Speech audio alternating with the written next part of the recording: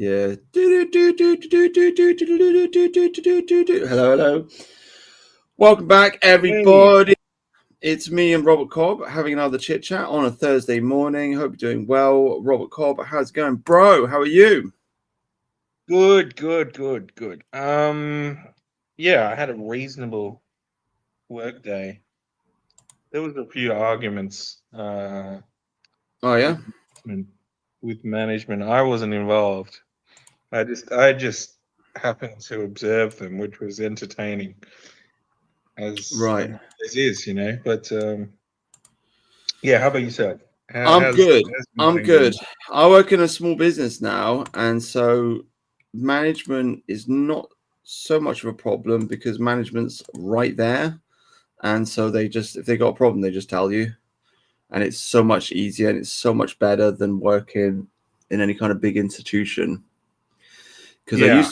I used to work in a factory and actually just bumped into one of the ladies that I used to work with just in the street just the other couple of weeks ago. And so we just started chatting, blah blah blah, and I started asking questions about the factory, and she tells me this whole story about what's going on there. And it just confirms to me like how shit management is. Because like I was at this factory, there was this one guy, this fat dude who turned up. He started working there. His name was Dan. I don't think I'm not going to get doxxed by that. But there's some dude like turned up. His name was Dan, and the guy was a total fucking asshole, and he never did any work. But he used to just kiss ass to the managers, right? He just used to kiss their asses, and he was really good at it. And he just like spent all of his time in the management room, in the office room, just like talking to the managers and doing like little special jobs instead of like the job he's supposed to be doing. And they all thought he was brilliant, but everybody on the shop floor knew he was completely useless and unreliable, and he didn't know how to do his job, and he didn't know how to work properly, and he was lazy and full of shit, and etc. etc. Anyway, so I bumped into this lady I'm talking to, and apparently like those people, by the way. yeah. Done And apparently, like, he quit, and when he quit, they put a little poster on the wall with his picture on it, saying how much they loved him and they're going to miss him and all this kind of shit. And like, well, everybody on the factory that actually worked there on the shop floor, everybody was just like, "Oh man, that fucking arsehole. We finally got rid of him." So I don't know. I just think, I mean, in my experience, factories at least, there's a huge disconnect between people that actually do the work and then people that sit in the office sending emails to each other. Yeah, I mean that's true, but there's also this rivalry with the electricians, the people that do stuff, right? The laborers and so on, and then the office workers. But Yeah, like in my experience, I mean, don't get me wrong, like I've never done hard labor in my life. I did fruit picking for a while. Like vine pruning is kind of hard work, like out in the sun. Your hand gets tired, right? But that's been the extent of my like labor life. yeah, Most of it has been in front of a computer screen, right? And there's this rivalry between, those in the office and those that do labor, right? And it kind yeah, of pisses me off because sometimes I'm there till 7, 8, 9, 10 o'clock at night yeah, doing absolute bullshit, like, while I'm getting fat because I'm not moving my body, but my yeah, brain is stressed out. Do you know what I yeah, mean? And it's like, yeah, fuck. Can I just like, I don't know, build a roof, please, for like a week? I'll be happy to, like, you know what I mean? I'll get up yeah, on a roof. I'll reroute some wires for fucking a month, if yeah, but whatever. It is what it is. This is an age-old rivalry between, I guess, those who use their mind and those who use their body. I don't know. yeah. I mean, physical labor is definitely better, I think. Oh, hello, Finn. Finn's in the Healthier. chat. I think it's healthier in general. Yeah. Yeah, I think so. I don't think man was designed to sit behind a computer all day long. And I think the body knows that as well because, like, a lot of the computer work's just it's not real work. It's make work. It's work that's been generated by other people who also sit on computers and make you know, they make, you know, the deal. They make rules, and then you've got to comply with the rules, which means you've got to sit on the computer and type out an email and blah blah blah blah blah. It's not real, like physical work. At least is real work. So, yeah, it's a huge rivalry. I've been thinking actually, I'd like to go and work on a building site. It's like my ambition these days. Go and work on a building site. I might do it this year. I don't know. But yeah, like the movie Office Space. Have you seen that movie? Yeah. And they're like, you know, the dude's, you know, talking about quitting or whatever. He hates his boss and so on. And he's talking to this dude who he invites over who works on a construction site, and they're talking about, you know, oh, you've got a case of the Mondays, right? That comes up because some fat bitch in the office has said that. She thinks she's funny, right? And then the construction dude is just like, you know, if someone said that on site, like they'd be hit in the face. Like, yeah. Like that's yeah. I mean, I just, you know, Unwashed, he's on a building site. So, I mean, we talked about it many times because I got sacked from my job for talking about trannies. Oh, Hello? right, yeah. No, I didn't. Well, I think maybe you said that. I don't know. Oh, I don't know. Well, anyway, like I used to work in a factory, and I got sacked for talking about trannies at work, and they did like a whole. It was really bad. Like they basically witch hunted me. It was awful, actually. Thinking about it, they like just. Yeah. I mean, HR is the bane of human existence, or like whatever it is now. Diversity training. I mean, you know about this. This is the struggle that we're fighting against. Really, is the woke bullshit. The bureaucrats get the power, you know. Yeah. So I mean, I had a lot of conversations with Unwashed about that, and he just basically said like, you got to go and work in a building site because in a building site nobody gives a shit. Basically, it's like the last place. It's the last place you can work where you can actually be a man. Yeah, or I don't know, maybe like the Navy or like a dock worker or something. Do docks still exist in the UK? Do they build ships there in the UK still or no? I doubt it. I mean, maybe, you know. Yeah. I don't know, man. I mean, welders make a shit ton of money, like good welders, especially if you're like, you know, skilled in a certain like material. I don't know, like a certain type of aluminium or something. It's got to be precise. Or like underwater welders, that's a thing.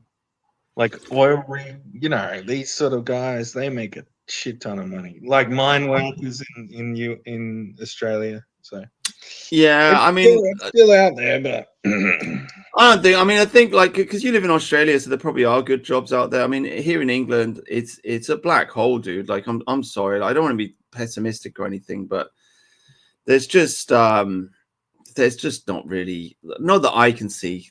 I don't think there's really any opportunity for to make any money doing anything. And if you do want to make the money, you got to go and live in the city with a bunch of Pakistanis, and it's just like it's not worth it. To be honest with you, I'd rather live in the countryside and be poor than have to live in a city. Can you imagine living in a city surrounded by Indians and Muslims? Like, it's just like you'd have to pay me a lot of money, to want to do that. You know? yeah. So I was born in a country town, like, and you know, I don't know. I think I've mentioned this, but my grandfather owned a farm, and so I understand. Like, I mean, I get anxiety in big cities. Like, if I go to Sydney or Melbourne, I get anxiety. You know, it's just not natural for me. So I tend to work on the outskirts of cities, and I worked in the city for a little while. You know, in South Australia, and just what blew my mind was the morning rush in a big city, and everyone's traveling in the same direction. You know, and they get on Right. trains and taxis and whatever, and they're all fucking. They're like little worker bees. They're just or ants. They're just ants traveling behind each other. You know what I mean? At like Yeah, dude. 7, 8 a.m. and it's like, what the fuck is this humanity? I don't know. Well, I mean, I agree with the whole 15-minute thing that the globalists are trying to push. I mean, I just don't think it should be forced. It should happen naturally. But the idea that you've got to spend an hour of your life driving to work or getting on it's insane. Because you can, some people it's like 2 hours a day, 2.5, 3 hours a day traveling just to get to work. It's nuts. It doesn't make any sense at all. It takes me 15 minutes to get to work, and I don't think I'd want to spend any more than that, to be honest with you. Yeah. So it's interesting. Yeah, dude. So that's the 10-minute foreplay. So we've done that. So look, I thought we'd get into this. This is my new brain. This is what I had. I don't know if anybody's going to be listening to this, but anyway, this is what we might talk about. Oh no! It just what the fuck, dude? Just as here it is. It's gone. It's gone. This is my new thing, right? I've got Substack. I've never known what to write on Substack. Okay. Before you continue, it blows your mind how much, because you're not middle class, right? You are like semi-middle class. I don't know what you are, right? But you have this work ethic and this ability to do your own work and focus on your own thoughts enough, which I lost doing full-time work, right? Yeah. I just lost that ability. Like I used to be in a band and I write poetry and so on and so forth. I still do that occasionally, right? But it's not like I don't find the time to write an essay anyway, I don't I don't want to fucking glaze you, as the kids say these days, but it's glaze. What does that mean? Just basically praise, I guess. Yeah. Right. Oh. But praise me. That's all right. I'll accept it. Go on.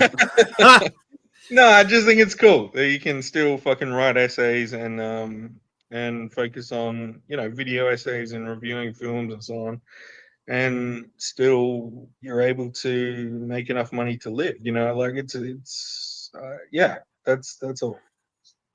Oh, well, thank you. That's very kind. I mean, I just what can I say about it? I mean, I don't really have much of a choice, would be my first answer, because there has to be an outlet, essentially.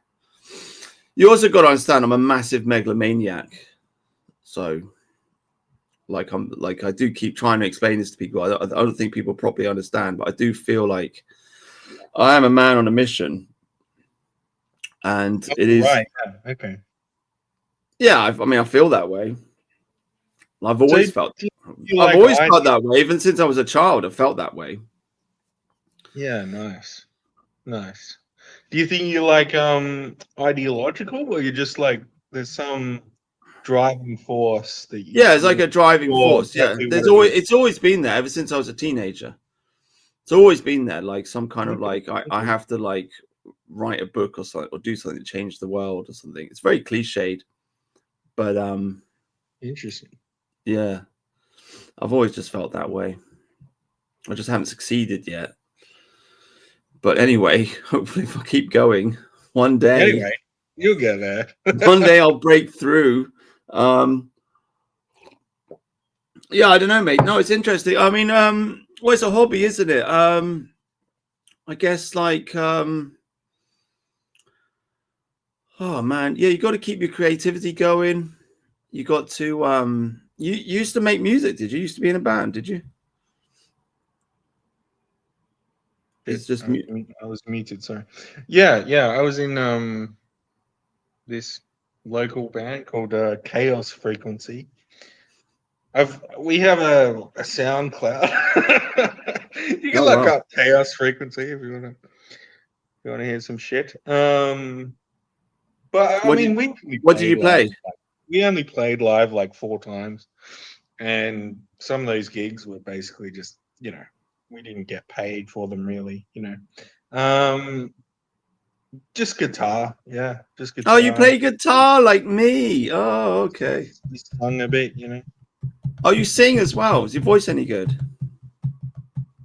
Well, if you've heard SJ James, you know my voice is good. Oh, wow. Okay. Yeah, because my voice kind of sucks. That's But like it isn't that good. Like I'm not saying I'm an amazing singer, but yeah.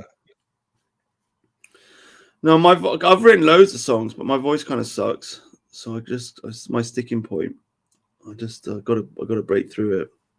oh really? Oh, that's amazing. Hold on. Yeah. I know we're glazing Alfred here, but no, like I could write songs from a lyrical perspective. Like I would write poetry, and then I would write music, but I would never combine the two into. I could never like connect the two in my brain, which I think it's just like a formal musical training thing. Like I've never done formal musical training. Like I've had a few guitar lessons back in the day, but it wasn't like, you know. And I mucked around on the piano because my mother was quite a good piano player, even though she didn't play like professionally or anything like that. But that was all that I knew about music theory. You know, I never really got into it. So Right. Well, look, if you want to write writing a song, it's really easy. You get the chords first, right? And then you do the vocal line. So you're playing your chords and you go da da da da da da da da, whatever it is, whatever the vocal line is that goes over the chords. And so then you're playing, you got the vocal line, and then you record it, and then you figure out some lyrics and you put it on top. Basically, that's how you do it. Oh, okay. So you kind of slot the lyrics into the melody sort of thing. You do the vocal, yeah. You sing the melody first with just the da da da da da or na na na na na or whatever it is, and then you put the lyrics in on top of that. That's how it works. Yeah. And my like what really did it for me with the lyrics is just follow the rhyme. So you get one line and then you got a word at the end of the line and you got to rhyme it with something. So you kind of figure, oh, I could rhyme it with this or that or the whatever, and then your brain kind of just will find something that fits. So you essentially just follow the rhyme and the song kind of like writes itself. That's what I've discovered.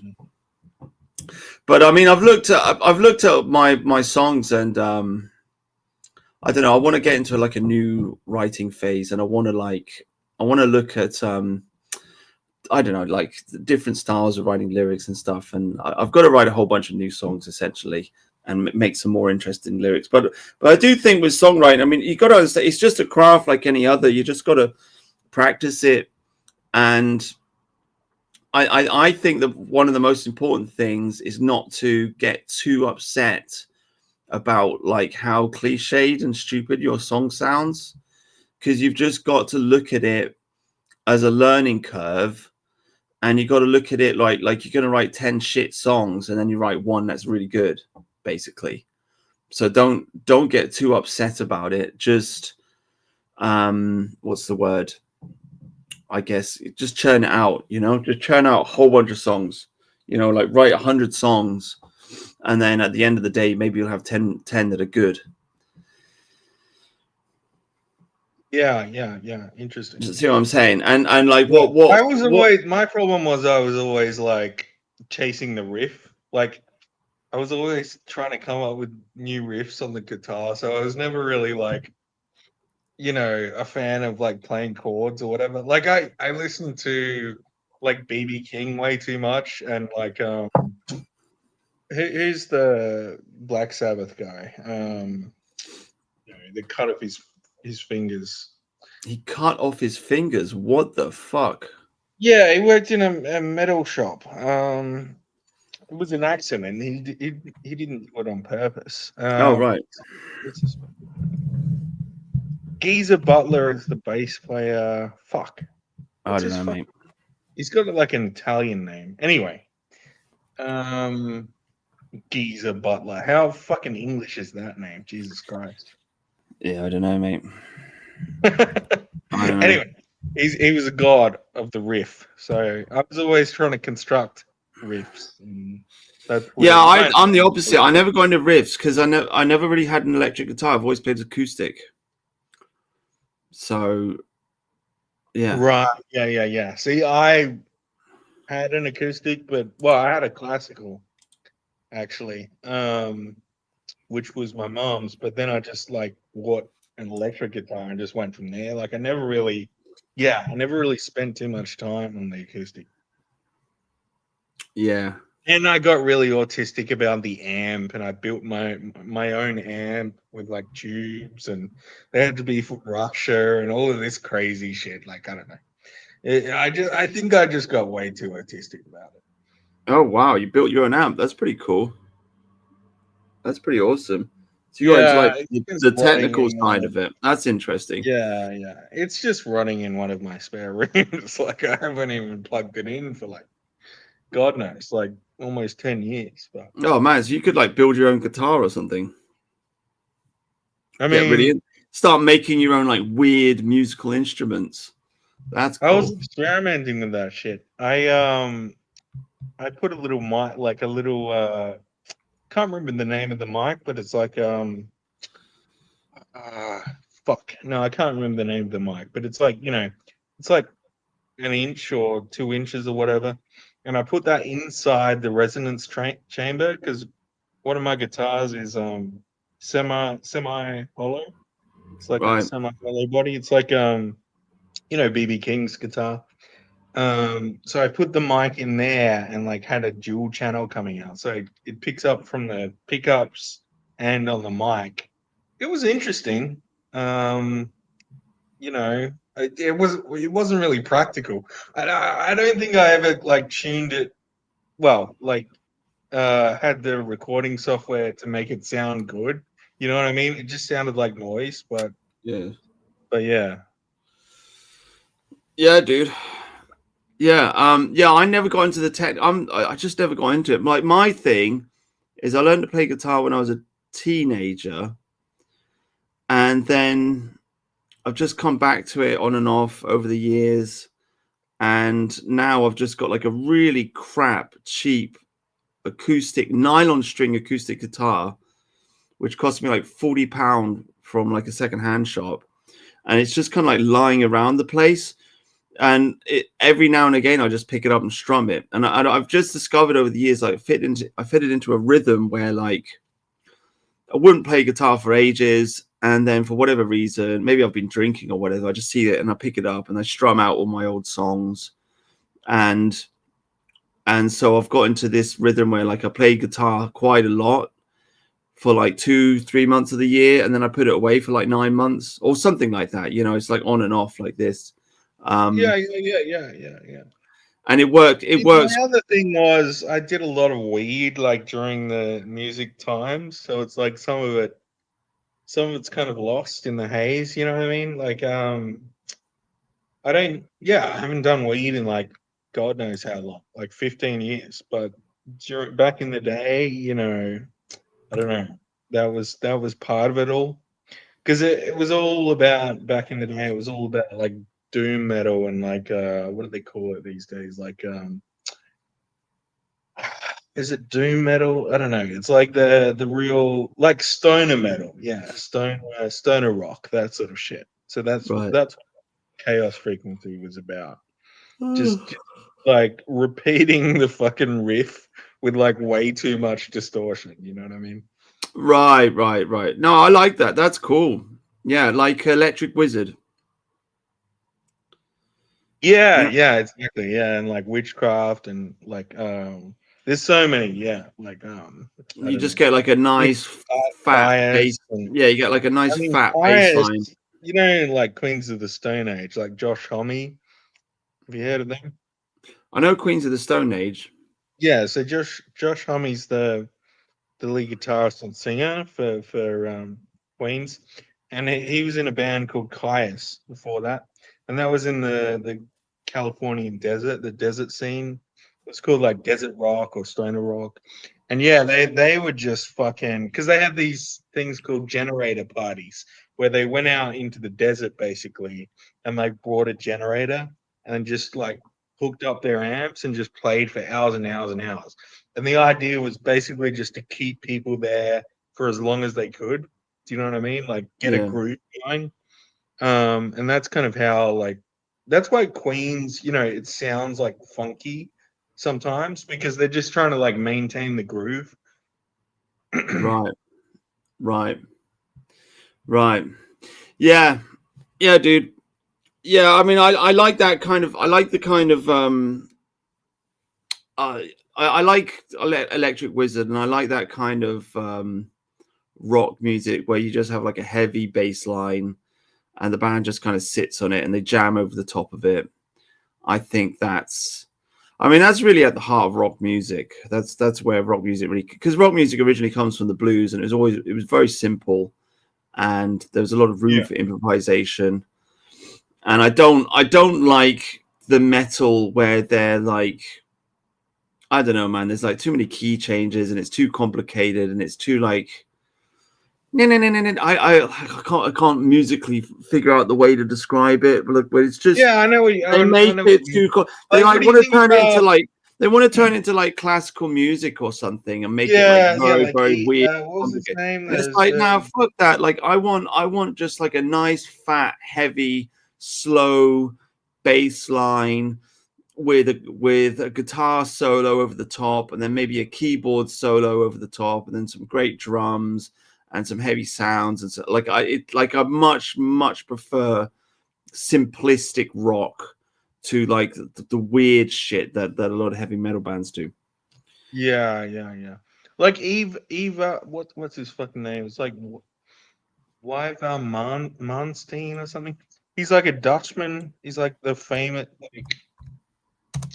He's like famous for fucking kind of turning metal into classical, and he like made this custom guitar just so he could play fast. Right. He was just a show off. Like, he was a good looking guy, and he just fucking went full classical. And I'm sure like a lot of girls got wet over it or whatever, but it was just kind of, I wouldn't call it gay because it, like, whatever, maybe he was, getting laid way more than anyone else in history, right? But it was a bit gay. Yeah. It's like I mean, Mozart, prog rock has got a lot. Was like he had one partner, as far as I know, before because he died young. But every women out there, everyone wanted him like bad, right? So he had the opportunity, but as far as I know, like he stuck with the one lass, and he was like, he was just kind of. I mean, it's gay. I don't know how else to describe it. I mean, it's wholesome, but it's also gay because, like, it's just, I don't know, this Mozart stuff. You know what I mean? Like, it's a bit too fucking, I don't know, like, it's not emotional enough. I don't know. There's not enough, like, It's not there's raw, not is enough it? depth to it or rawness or whatever. It's just kind of this happy-go-lucky sort of, thing, which It's very like, I'm not saying Mozart was a bad musician or anything like that, but I'm just saying, like, it's a different thing than like the pagan metal, which is kind of this hard fucking driving, fucking almost depressing, like spooky sort of, like you said, like this hardcore bass stuff. You know what I mean? Yeah. You need a solid bass line, and you need to. Yeah, I mean, I guess it's like it's like the old Dionysian spirit. Like that's what it's really about. It's like, are you chasing the ecstasy? Are you chasing this kind of like ecstatic emotional state, or do you want to just build something which has really, really complex harmony and is more like mental and in the mind? Like I prefer like the passionate stuff, like the physical stuff. And the physical stuff is always going to be more simple. It's always going to be a little bit like harmonically more simple, because it's about rhythm. Because at the end of the day, you want to either dance to it or you want to kind of groove to it, nod your head to it.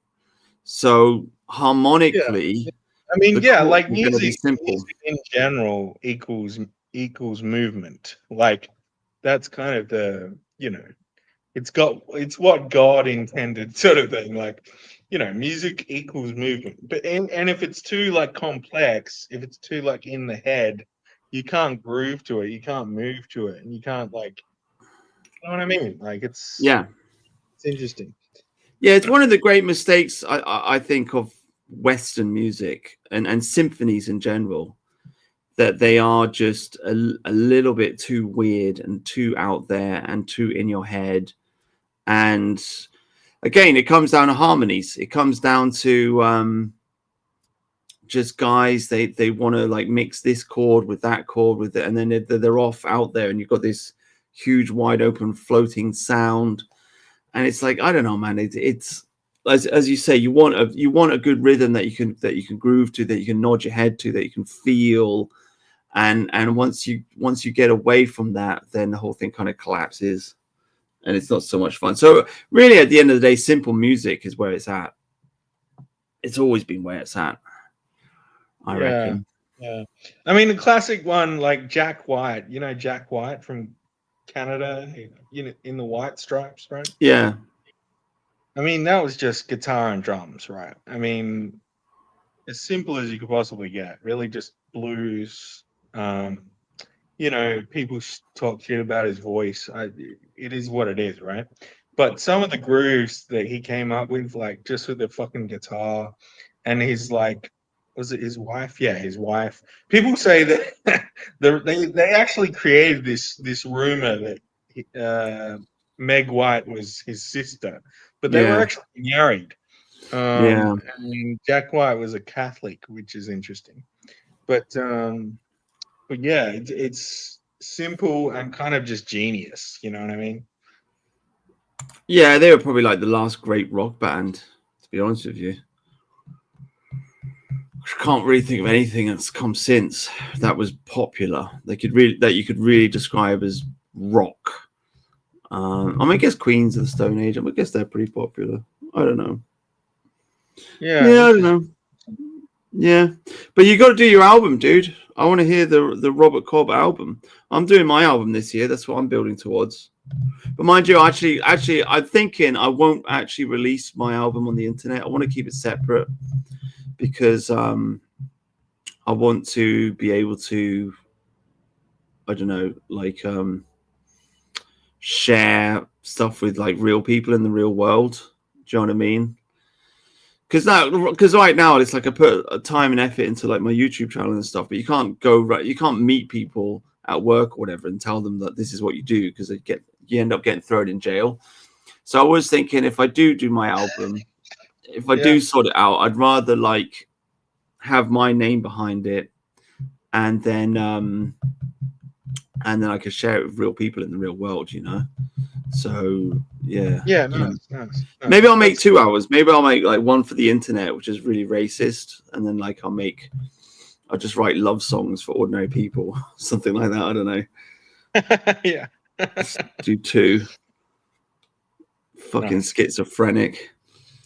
But yeah, you got to make an album, dude. Like you got to put your sounds out there. You got to get back on it. Like it's the whole Ted Kaczynski thing. I was talking about this last night. I mean, it's like Ted Kaczynski said that we live in this world and we're just we don't have any control over our environment. We're just cogs in the wheel, and so we feel disempowered. And one of the ways to overcome this is to get involved with creativity, specifically like writing stories or making music and things like this, because then you have power over that. You have complete, like if you write a song, it's your song. Nobody else is telling you how to make it. it's yours wholly. And I think that's very empowering. That's what separates. Well, that's what separates real humans from NPCs. You know what I mean? And it also separates humans from the animals. Like we're our own little god in some ways. We can create things. Yeah, I mean, this is why it's important. NPCs can't do that. Like, yeah. Yeah, they tell you this stuff in school, like, oh, it's important to be creative, and you just think, yeah, whatever. But then you get a little bit older, and it's like, oh no, actually, it really is, I think, a source of happiness and joy and psychological strength. I think to know that you made something, like you made that, nobody else made it, you made it, it's yours. Yeah. Even if you're not, like, it's not about getting famous, and it's not about any of that kind of stuff. It's just about the fact that it came from deep inside you, essentially. I think it's important, especially considering like the situation that we're in right now, like the white race getting wiped out, getting genocided, getting exterminated, and you look at the art and the culture that's out there, and it's all dead, it's sterile. Nobody's really creating any great art or culture, and it's because the sex instinct has gone sterile. Because at the end of the day, like, creativity is sexuality, because sex is meant to create children, right? So artistic creativity, if you're making music, you're writing novels, you are generating things. It is a sexual act in a way. So the white race has gone sterile. We're not having kids anymore, and we're not reproducing. And at the same time we've gone sterile, we've also gone sterile culturally. We're not creating anything new. And I think the two go hand in hand. And I think that if you want to save our people, you have to reignite the spark, which means you've got to start writing songs again. Yeah, well, that's what I keep saying to, like, people like Claire or whatever. It's just like, yeah, sure, we can have this like system where we, trick people into, those in power, into like focusing on like the law or something, or like some autistic thing. But it's like, then we lose like the spirit of our own like people, our own creation, and it becomes like this kind of autistic thing where we're trying to, like, I don't know, out Jew the Jew sort of thing. Do you know what I'm getting at? Instead of like actually like creating, and because like that's one thing that's incredible about like people like Oris Press, or like what's his fucking name? His mate, shit. I can't remember his name, but they're working on this whole universe of like it's like a new Warhammer universe, or it's this fantasy universe, right? And I mean, I people say that's nerdy, like people talk shit on D&D and stuff, but like D&D and stuff like that, like that's kind of, I don't know, for me that's kind of what it's all about. It's like this creation and collaboration between people that, breeds like new universes, new literary universes, and that eventually that turns into movies and whatever, right? You're creating culture. Yeah.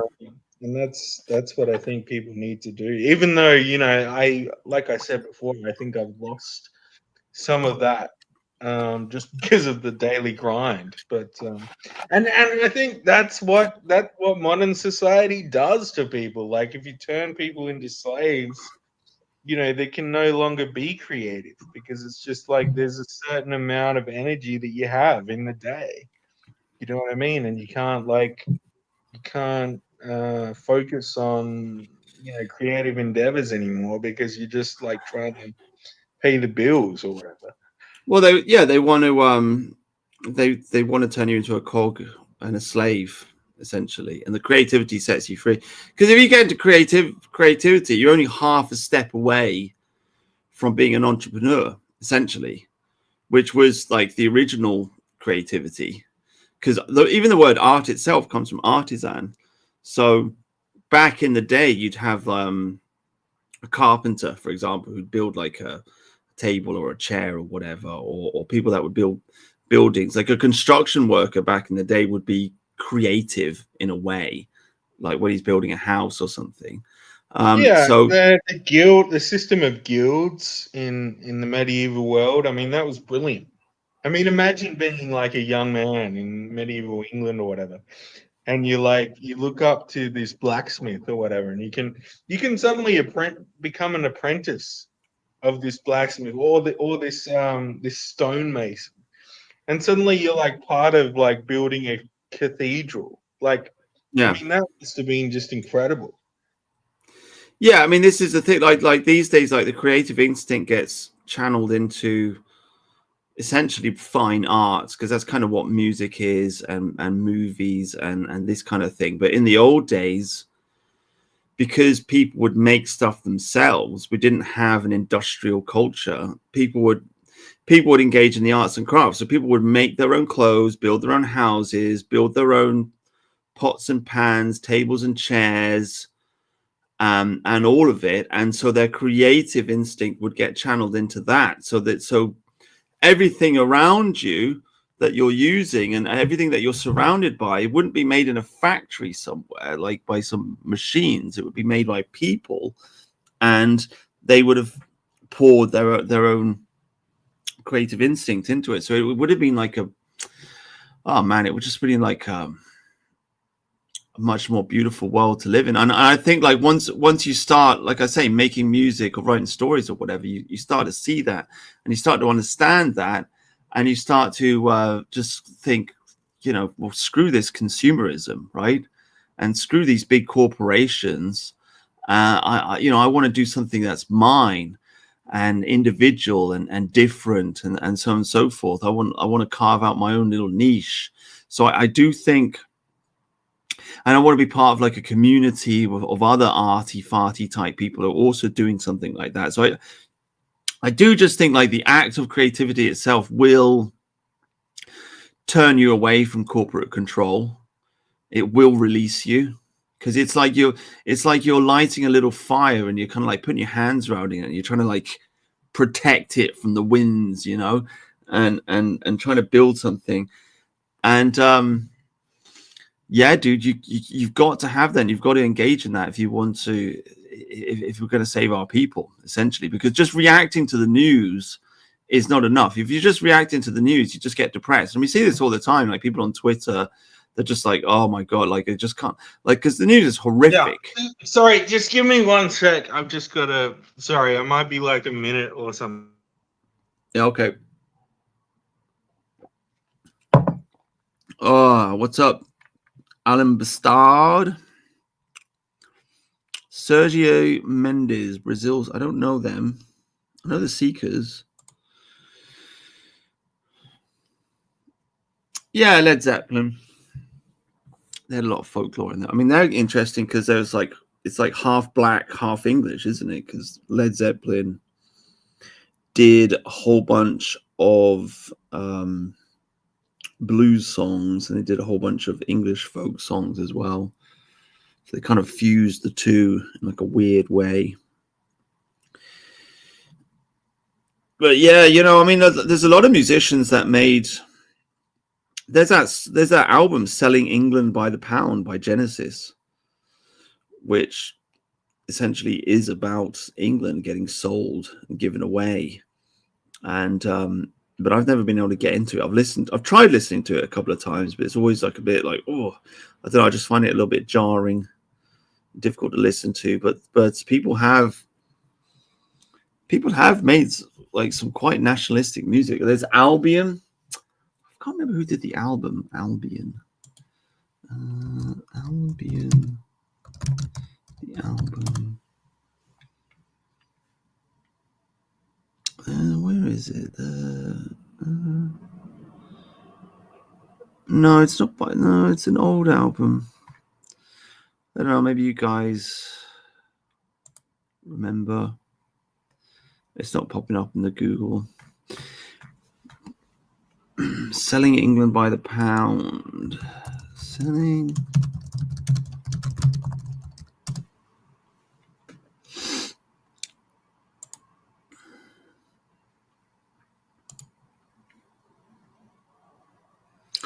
No blacks in Led Zepp. Well, no, but they did play blues music, and blues music is black. If you know what I mean. There's, who is it? This. It's progressive rock. I mean, I'm just not really that into it, you know. Oh, I fucking fucked that up. I'm just not really that into it. But yeah, it's by Genesis. Fuck me, he looks old now, doesn't he? Jesus Christ. But you know, it's all about England. It's all about England getting sold. So quite nationalistic. I mean, people are.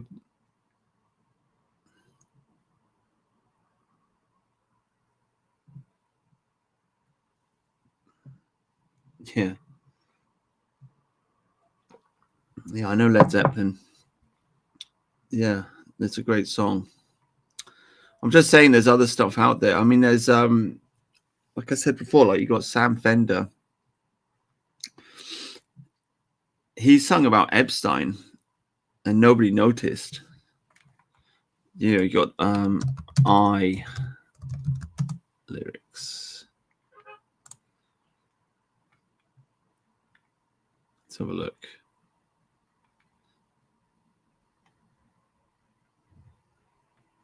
Yeah. So we got let me do fucking hell, so many adverts, dude.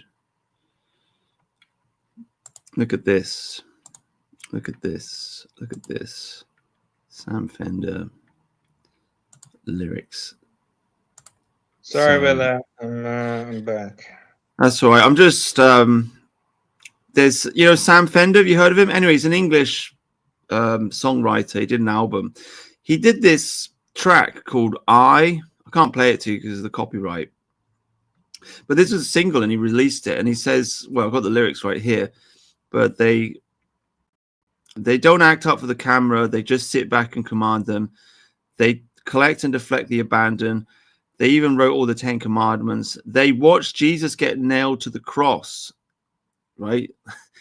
They watched Boudicca fall to the Romans. They watched Lennon as they shot him dead. They watched Jackie pick up Kennedy's head. They watched kids go to Epstein's bed. They watched Hollywood whitewash remake movies. Is this like a popular song? Or? Yeah, dude. But anyway, I mean, he's singing about Epstein. Yeah, was it a rap song or? No, it's a rock song. Is it like popular though, or? And then he sings poor, hate the poor, hate the poor, and then it's a blame game, it's a frame game, and the woke kids are just dickheads, right? And you know, they don't have fucking based so far. It's a fucking great song, and he says, I'm not a fucking liberal anymore. He does say I'm not a fucking patriot anymore. So he's a bit muddled, but anyway, he says I'm not a fucking liberal anymore. Fucking, fuck this. Fuck the liberals. Fuck the woke. You know, sings about Epstein and everything. It's like a fucking great song. Like I was shocked when it came out. I was like, oh my God.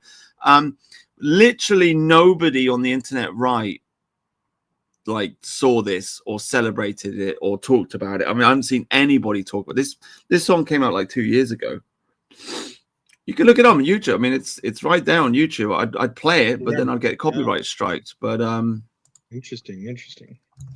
Yeah, dude. Like it's like I mean, Black Sabbath was doing this, not to this sort of extent, but like I mean, you know, War Pigs is a great sort of protest song that I mean kind of aligns with our thing a little bit. The other band that did it was System of a Down, like BOYB. You know that song? right, yeah. You know, where everyone's going to the desert. We're all gonna. What is it like? Fuck. maybe you should look up the lyrics. No, But I it's don't know. about the Iraq War. It's about the coalition of the willing. They're all saying like it's going to be a big party in the desert, and they do that. They do that part with like a party scene and a part like a it's a groovy sort of bit, and then and then one of the the dudes in the system who's a bit fucking out there is like screaming into the mic when it finishes that part, and he's like, why do they always send the poor, why do they always send the poor, in this like demonic voice, and it's like, yeah dude. You know what I mean? Yeah, yeah, yeah. I don't know. I mean, it's just great. I just thought it was a great song. Yeah, there's definitely people out there making political songs, but I guess like if the mainstream wants to flush that away down the toilet, obviously, and then if they do it, like people on the internet don't notice because nobody on the internet's into music. They've just rejected. I don't know, man. They're like people on the internet, I guess, spend too much time watching news, and I think I mean, whatever. But I mean, imagine being Sam Fender, who's quite a big star here in England. He does this great track. It's very political. He's singing about Jeffrey Epstein and saying "fuck the woke kids," and gets absolutely zero support from anybody. Like he should be a hero. This song should have been one of the great anthems of our age, because he's literally saying "fuck the woke." And people should have gone, yeah, nice one, Sam Fender. You are a legend. Well done. And yet nobody even knows the song is there. Nobody even noticed. Nobody talks about it. I don't know, man. We know so if you were a musician, you think the music industry there. I mean, yeah. Well, no, but who controls the dissident right? Or why doesn't the dissident right notice? Yeah, well, exactly. They're fucking retarded. I don't think it's like if you get a pop star and they come out and they stick their head up and they say something good, you should rally behind them and support them, but nobody even noticed. Well, I don't think these talking heads, these grifters of the dissident right, I don't think they listen to music. Their whole shtick is like, like AA or people like this. They just, they're just making their streams. They're in their head, and it's just autism plus money. Like that's all. You know what I mean? Yeah. Oh man. Anyway, look, I wanted to talk about this. If we just like hard segue into this, hard segue, right? You can see this is my Substack, right? And I'm trying, because we got quite philosophical last time. I've started this. It's only very short. I don't know. I mean, maybe I don't know if we can segue into this or not. But I've been reading, as I keep saying, I've been reading what's her name's I've been reading the history of Western philosophy, and I've stumbled across Descartes, and I am now inspired by Descartes. Okay, and this is what I wanted to talk to you about, because it kind of blew my mind away, because I always kind of rejected him because he's French, he's a foreigner, and like the English tradition is more about epistemology and so on and so forth. But I just looked at his arguments today. And he's just kind of like, he's blown me away, because all he has this skepticism. He looks at the universe and he's like, okay, I can't trust anything. I can't see anything. I can't I can't trust my senses. The only thing I know and understand is that I exist, and therefore he comes up with this famous phrase: "I think, therefore I am." And I am now convinced that this is the origin of knowledge. Okay, wow. All right. Before you continue, I'll just say skepticism is an interesting, branch of philosophy, because if you follow the skeptic view to its, extreme, if you go full skeptic on everything, right? It either leads to one or two things. It leads to nihilism, or it leads to basically there has to be, a divine force in the world. There has to be, a creator or whatever, right? And there's no other options. If you follow it through, do you know what I'm getting at? Because skepticism, like Hume and so on, like they didn't quite get there. I mean, this is kind of the point that the ortho bros make, the orthodox bros like Jay Dyer and stuff. Right. If you follow skepticism to where where you're analyzing metaphysics skeptically, then suddenly, God has to be there, because otherwise, why would you can't analyze metaphysics without understanding, what do you call it, spiritual or conceptual ideas, right? And how else would conceptual ideas make sense? There's only one way they could make sense. It would be if there's an order to the universe, because otherwise you're just like, it's like a complete dream that makes no sense. Like there's no communicating with other people, because metaphysics, if there's no order to it, there's nothing left. Do you know what I mean? It would be just screaming into the void at that point. And I guess so. There's two options. It's either nihilism, like nothing matters, and we're just kind of living in some kind of dream world where, what we say is just like some sort of, it vibes with us, in terms of it vibes with our like biology, and it like connects a few neurons here and there, and so we think it's true, right? Or the other option is it is actually true. Do you know what I'm getting at? Yeah. I mean, if you follow skepticism, then like like if you follow it through, then essentially you're going to end up rejecting everything. And Yeah, but I don't know. also, I understand. if you're serious about it, though, you won't reject everything, because, okay, what does it mean You to can make keep going. You sense? can't. You can't. Look. I understand what you're trying to like. Yeah. My feeling on God, okay, is that I've started to accept Pascal's wager. Essentially, that's where I'm at now. I've gone round and round the block trying to prove the existence of God. I don't think you can do it. I think the only thing you can do is essentially you can say, well, I think it's a good idea, and so I choose to believe. But I don't think you can fundamentally prove it to anybody. I think you And can, though. I think you I think can. you're no, I think you're I think you can. dishonest. No, I think you you're can. dishonest if you're saying you can prove it. No. I'll tell you why. You can prove it to a person that has a certain worldview. In other words, you can prove it to someone that is willing to hear the proof, Yeah, I right? can prove it to someone that already believes. Not necessarily. Not at all. Not at all. It's someone who is understands that proof is possible. That's the answer. And you're saying that's faith. I'm saying that's not faith. What I'm saying is, if you understand that something can be true, like fundamentally true, like to the lowest level, right?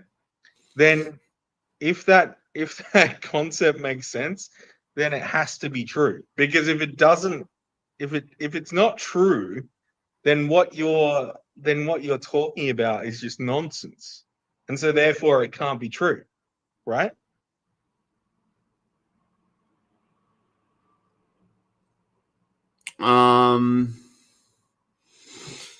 Yeah, I don't know. I just think like if you're dealing with a hard skeptic, he'll just keep saying no, no, no, no, no to everything that you say, and Yeah, but you can't okay. make I mean, it him. just You comes can't down to make if then this. I mean, I statement. guess this is what I'm trying to Whatever it say is. is you cannot make somebody believe in God because they'll just say no. They'll say no to everything.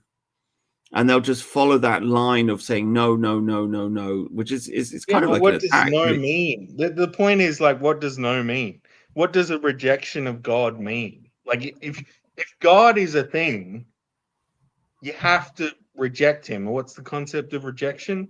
It's denying that they exist. So what's the concept of denying they exist? Are you sort of understanding where I'm going here? Yeah, I mean, I understand because I believe in Yeah. God, but the point Yeah. I'm saying is it doesn't matter. You can like put a gun to someone's head. You can't force them to believe. They can always just say no, and they can turn away. At the end of the day, you have to choose. You have to choose and say yes. You have to accept. But you don't That's even what. have to choose, is my point. Like if you're a pure logician, like logic is everything, right? Yeah. Then you can't deny truth, because if there's no truth, there's nothing. And Yeah, I you can understand. say there's Because nothing. if you You can deny there's say truth, there's nothing, right? They can say there's nothing, but they can't say that when they're saying it's nothing, it makes sense to anyone else. Because sense goes out the window when there's nothing. yeah, well, they can just say that though. They can say, well, nothing makes sense. And you can say to them, well, that argument's nonsensical. And they'll say, Exactly. I don't care if it's nonsensical. Nothing makes sense. And it may not Yeah, make sense. you can ask them, what do you care? What does care matter? Does Yeah, no, they'd be like, I don't like, care, you know. you know what I mean? Yeah, but then they'll say, yeah, but what's you when you don't care? Because if nothing makes sense, you don't exist, and so does care. Care is nothing, and then sense is nothing. So, do you know what I mean? Like, I don't know. No, I This totally sort of no, understand. yeah, Yeah, because look, basically, you can say to if you can say to somebody if they say there's no truth, you can say to them, well, you're just saying it is true that there is no truth, right? And that doesn't make sense. That's you're exactly, literally contradicting them yourself. But then exactly. a true skeptic would just turn around and say, well, it doesn't matter that I'm contradicting myself because nothing makes sense anyway. Logic is just some made up idea in your head and it's not real and Yeah, so everything's that's what I'm fake. saying. There's two options. It's nihilism or God. Like, if Yeah. you really boil it down, logically, that's it. There's only two options. Yeah, it's And madness or and, God. and the one option that isn't God is basically just, well, there's nothing. So here's the argument that sort of the ortho bros make is like, okay, if there is nothing and nothing makes sense and there's no God, right? Well, you can just go out and like rape your sister and murder your parents, and it doesn't matter because there's no morals, right? Yeah. Because nothing is true. So what does it matter? Like you could, I don't know, you could go on a massive shooting spree and like make you could do some bad shit, right? Yeah. And what does bad mean? Bad is just a concept, right? It doesn't mean anything. Doesn't mean anything. So I don't know. Yeah, you absolutely need a God to explain any form of morality. Without a final judge, there's going to be no morality. But a skeptic won't care about that. He'll just be like, yeah, fine, whatever. That's the point I'm making. It's at the end of the day, the best proof for the existence of God is Pascal's wager. And I think people just need to be honest and admit that, because there seems to be this whole thing on the internet where people like, and I've done this myself, like you stamp your fist and you're like, no, but you can logically prove the existence of God. And it's like, well, you can make arguments in favor of the existence of God, but you can't force somebody to accept those arguments. At the end of the day, Yeah, that's they're what I was going, saying. That's what yeah, I was saying before. It's either within you or it's not. Like well, you have to the choose. ability to understand. Yeah, but it's not. I mean, okay, it's a choice, but it's It also is a choice. it's also kind of the ability to not understand your own understanding. In other words, you have to like physically reject, truth in order to not believe. Do you know what I mean? Yeah. Yeah, I know what you mean. But if you talk to an atheist, they'll just be like, nah, whatever, mate. That's what I'm saying. You have to choose. You have to choose Yeah. you have to be honest. You have to want to believe. Essentially, at the end of the day, you have to want to believe. Well, yeah. I mean, yeah. It's like, And I mean, that's what I'm saying. And like, if you understand that you have to want to believe, then you understand that you actually really can't prove God's existence. You just kind of like hope that he's there, and you start moving towards him. yeah. I mean, it's like, Molly meme. What's his fucking name? Stefan Molyneux, right? There's similar kind of logic there. His whole worldview is very similar to what we're talking about on the positive side, not the nihilistic side. But he kind of proves it through. Well, a better example is the British guy that's living in Finland now. I'm really bad with names. What's his Edward fucking Dutton. name? Edward Dutton. Yeah. So his whole thing is it's explained through evolution. So certain people are evolved to believe, right? Is his kind of cope, okay? Yeah. Which is it's true to an extent, right? Because if you're gonna reject God like 100% all of your life, no matter what, then it kind of is a product of evolution in some ways, because your brain isn't quite capable of like holding two ideas at once. You know what I mean? Like a negative and a positive idea in your own head. If you Um, can't do that, it's kind of an evolutionary like fault. no, I don't think you can explain that with evolution, because an atheist can always choose to believe. It comes down to choice. At the end of the day, it comes down to free will. I Because guess, I guess, I guess. because at the end of the day, it's all about I just a think relationship my with. thing is, I think a lot of people are NPCs and they don't really have free will. That's my take on the whole thing. Well, they're NPCs because they don't believe. I mean, that's the thing. You believe in God; it's the great liberator. All of a sudden, you're thinking for yourself, and you're making decisions for yourself, and you're following a higher ideal, and you're reaching above the material. And NPCs, generally Yeah, speaking, don't do that. They're just stuck in the material sludge. Um, but yeah, nonetheless, they have the choice to break free. I mean, that is the great challenge of this world. The great challenge of this world is to transcend, is to step above the material. yeah.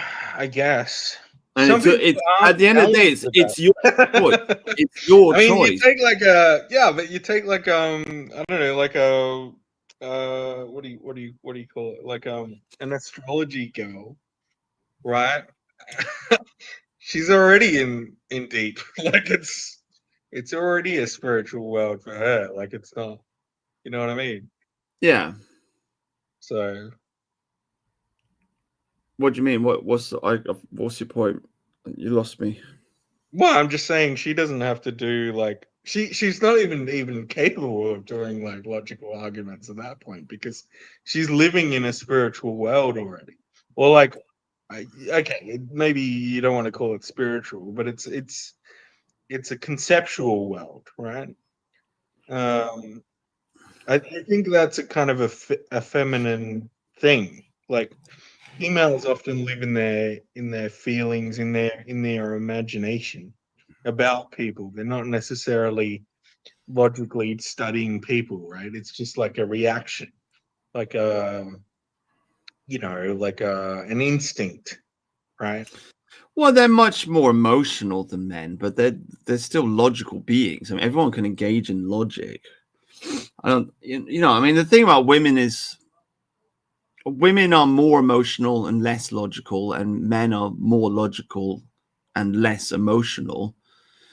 So every Yeah. man's got a little bit of feminine in him, and every woman's got a little bit of masculine in her.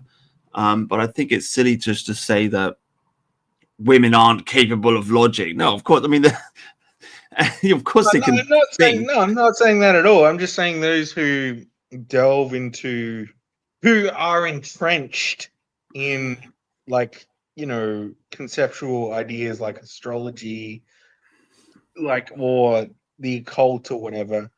Like there it's harder for those people to become, more male is what I'm saying. I'm just saying like there's a spectrum and Yeah. A spectrum. I don't want to get into like spectrum talk, but you know what I mean. Like those who are like more into like the conceptual and the spiritual are less likely to get into the other side of the matter, right?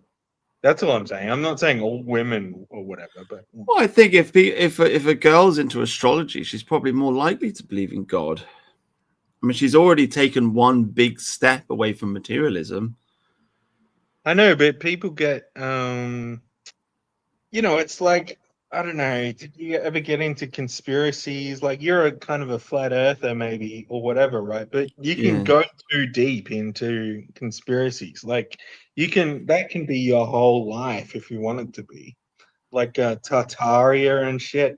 I mean, these people live for, you know, their imagination, basically. Like, and I'm not saying they're not wrong, but it's just like I don't know. That's a different world.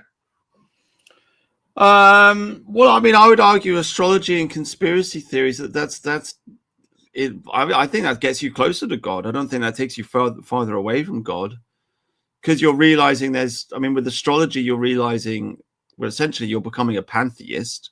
So you believe that there's an animating force making the stars move around and affecting your life. So you're agreeing and believing that there's some kind of, you might not believe in a supreme God, but you're basically believing in gods, the existence of gods. So you've rejected this idea that the world is purely materialistic and just Newtonian physics. So you're a step above. And if you're a conspiracy theorist, then you're rejecting the mainstream. You're rejecting the television. You're rejecting universities. You're rejecting the authority, and you're saying, well, there's something else going on out there. And they're lying to us about it. And so now you've got a more inquisitive mind. So both of these things are steps towards believing in a supreme being, I think. Yeah. Yeah. I no, I see what you're saying. I agree. I mean, like the I way, agree. like one of the What I'm things saying is I'm just saying you can get bogged down in like the Kabbalah or whatever. You can study something to the point where you get overwhelmed by wonder, right? This is what Terence McKenna talked about. You know Terence McKenna? yeah. If you like see the machine elves or whatever when you've done too much DMT or something, right? This is kind of the metaphor, but also apparently people actually do it. Okay. But I'm just saying, like, at that point, you've become Terence McKenna always said in that situation never get overwhelmed by wonder, right? Because you lose part of yourself, right? It's like you're staring into the abyss and the abyss stares back at you. You get a little bit like but you may just become a cat lady that has no grip on reality anymore, right? That's all I'm saying. People get entranced by this stuff and they don't sort of engage in the real world anymore. Well, sure. Yeah, you can get too sucked into weird mysticism and away from the real world. But we were talking. I mean, I thought you were saying astrology would I know stop we're you talking from about believing God. in God.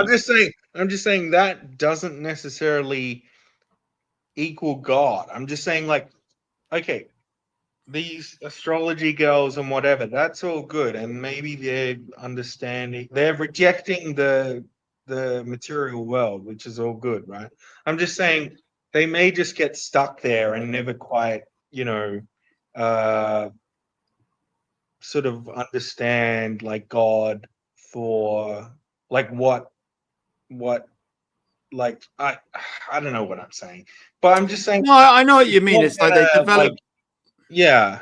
they develop You know some what I mean? understanding. Maybe a good metaphor is like you see a jinn in the desert or something, and you become like entranced with like making wishes, in order to make your life better. And the jinn is obviously like tricking you at every step, and you never quite you never quite get anything out of it. You're just a constant slave to the Yeah. wonder. You know what I mean? And yeah, that's all I'm saying. No, I understand. I understand what you're saying, or I think I do. Like, I think what you're saying is like, like you're looking for answers in the world, so you turn to astrology, and that gives you some answers, and so then you get stuck at that level and you don't need to move further. Or you're looking for answers, Basically, yeah, so you turn to David Icke, he gives you some kind of explanation, and then you're like, okay, that's enough. And then you constantly, like, you're like a drug addict, you're trying to find the new deepest level, the new occult knowledge, the new hidden knowledge, and you search on the internet for hours and hours and hours, you know, and suddenly you haven't like tended to your garden or talked to your mother. Do you know what I mean? Well, that's a different point. Like you keep oscillating, but you keep oscillating between 2 points. Like one point is like God, and the other point is the real world. But I mean, yeah, I mean, I agree with both points. Like one point is, yeah, you can get too stuck in conspiracy theory and you can ignore real life. That's true. But also another point is that you're looking for an answer to what's going on in the world. And so you get into conspiracy theories and you think and you accept that as an explanation of what is going on. And you don't feel like you need to go any further because you feel like you've got a good enough explanation, so you don't feel like you need God. You're like these, yeah. I mean, like what I'm trying to do, like what I've said, like many times, like my whole thing is like I don't know, man. Like I just think people need to read the Bhagavad Gita, and they need to go back to the Vedas. They need to go back to Krishna, because that's the ultimate answer to everything. And nobody else on the internet is talking about it. I'm the only guy that's talking about it. My thing with like Krishna is like, okay. So here's a question. Well, okay. So when you say the Vedas and when you say these old Hindu texts or whatever they are, I don't know if they're Hindu specifically. Maybe that's a bad term to use, right? I don't know. But these old Sanskrit texts, like, it's incredible. Like, if I don't know if anyone listening has read some of these texts, but they talk about like Vimanas and like technology beyond anything. Like, and sure, this could be like a spiritual concept or whatever, but I don't think it is. I think it's like there was a global civilization, you know, before like like ancient Egypt, like before the pyramids, right? Or during the build of the pyramids. And there was some shit going on. There was a hyper war. You know, the whole Hyperborean like memes, right? The memes could have been real. Okay, we don't have a written record going back that far, but some of these Sanskrit texts are wild. I mean, they are mind-blowingly fucking out there. You know what I mean? Yeah. You really get into them. But my thing is like, how does that equal Krishna, right? Like, do you know what I mean? No. Okay. What do you mean? I don't know. What do you mean? Maybe I haven't read enough. Maybe I haven't read enough about it. But my thing is like, there's a lot of shit going on back then, and I just don't see how like doing a chant is going to like reawaken my old like spirit or something. Like, I don't. Do you know what I'm getting at? Like, my question for you is, have you, while doing like Hare Krishna, Hare Krishna, Hare Krishna, or whatever it is, right? While doing a ritual, have you ascended? Have you gone out of your body? Have you done some crazy shit? And be honest, because like a lot of people lie about this shit, and that's how people make money, right? What, like religious experiences? Yeah. I mean, yeah, obviously. Obviously. But yeah, like, otherwise I wouldn't be doing it, would I? I guess the skeptic comes in and I'm just like, I don't think it's real. And my thing is like, I don't want to do it because like maybe that's just a demon that I'm talking to. And it's Fuck, dude. It's just kind of gonna like, you know, give me a high for a little while. Yeah, look. Okay, the path of Bhakti is a path of devotion, so it's not really about visions and things of that nature. That's not really the goal. If you want to have those, if you want to experience those kinds of things, you're better off doing yoga and, I don't know, magic mushrooms or whatever. Then you'll have all kinds of crazy visions. Bhakti is not about that at all. Bhakti is about service, and it's about serving, and that's it. And it's about relationship, and it's like much. Islam. Sorry? So it's like Islam then. Not really. I mean, I don't really know much about. It's more like Christianity. It's about serving. That's what it is. It's about love. The goal is love of God. So it's about love, it's about service, and it's about crying, basically. That's what it's about. Crying. A lot of crying goes on. I mean, I like, I get it's about the emotional heart from music melting. and some movies, but I'm not like into crying. Yeah, well, I don't know. I mean, I guess if you realize how shit life is here in the material world, you'd cry. But essentially, the idea is that we are trapped in this material world. We're trapped in the endless cycle of birth and death. We're suffering, and so then you reach out to God and you serve Him and you chant His name, and you want to feel a connection to Him, and that's it. And then and you want to go in that direction. You want your heart to melt. You want to feel love for God. So what does it feel to feel? What does it mean to feel love for something? Well, your heart melts, isn't it? So currently the idea is everyone in this world is just hard-hearted. Everyone in this world has just got a heart of stone, essentially. Because if you were soft-hearted, you'd look at a picture of Krishna and you'd melt. You'd be like, you'd feel like an overwhelming expression of love. So why are you not feeling that overwhelming love? Well, you're not feeling it because you're hard-hearted. So your heart needs to melt. So you need to cry, essentially. I mean, I don't know. I just don't think. I agree in terms of if I had like your experience, maybe I would understand. But like if it's just like for me, it's like an individual's journey. Like if we live in this world as individuals and we navigate it as best we can. And I don't know. I don't want to like get into your journey. Do you know what I mean? Like I don't want to like. And this sounds really gay. I'm just gonna stop. But like, do you know what I mean? It's like I don't know. There's something else going on in my mind that has been going on in your mind, is what I'm sort of getting at.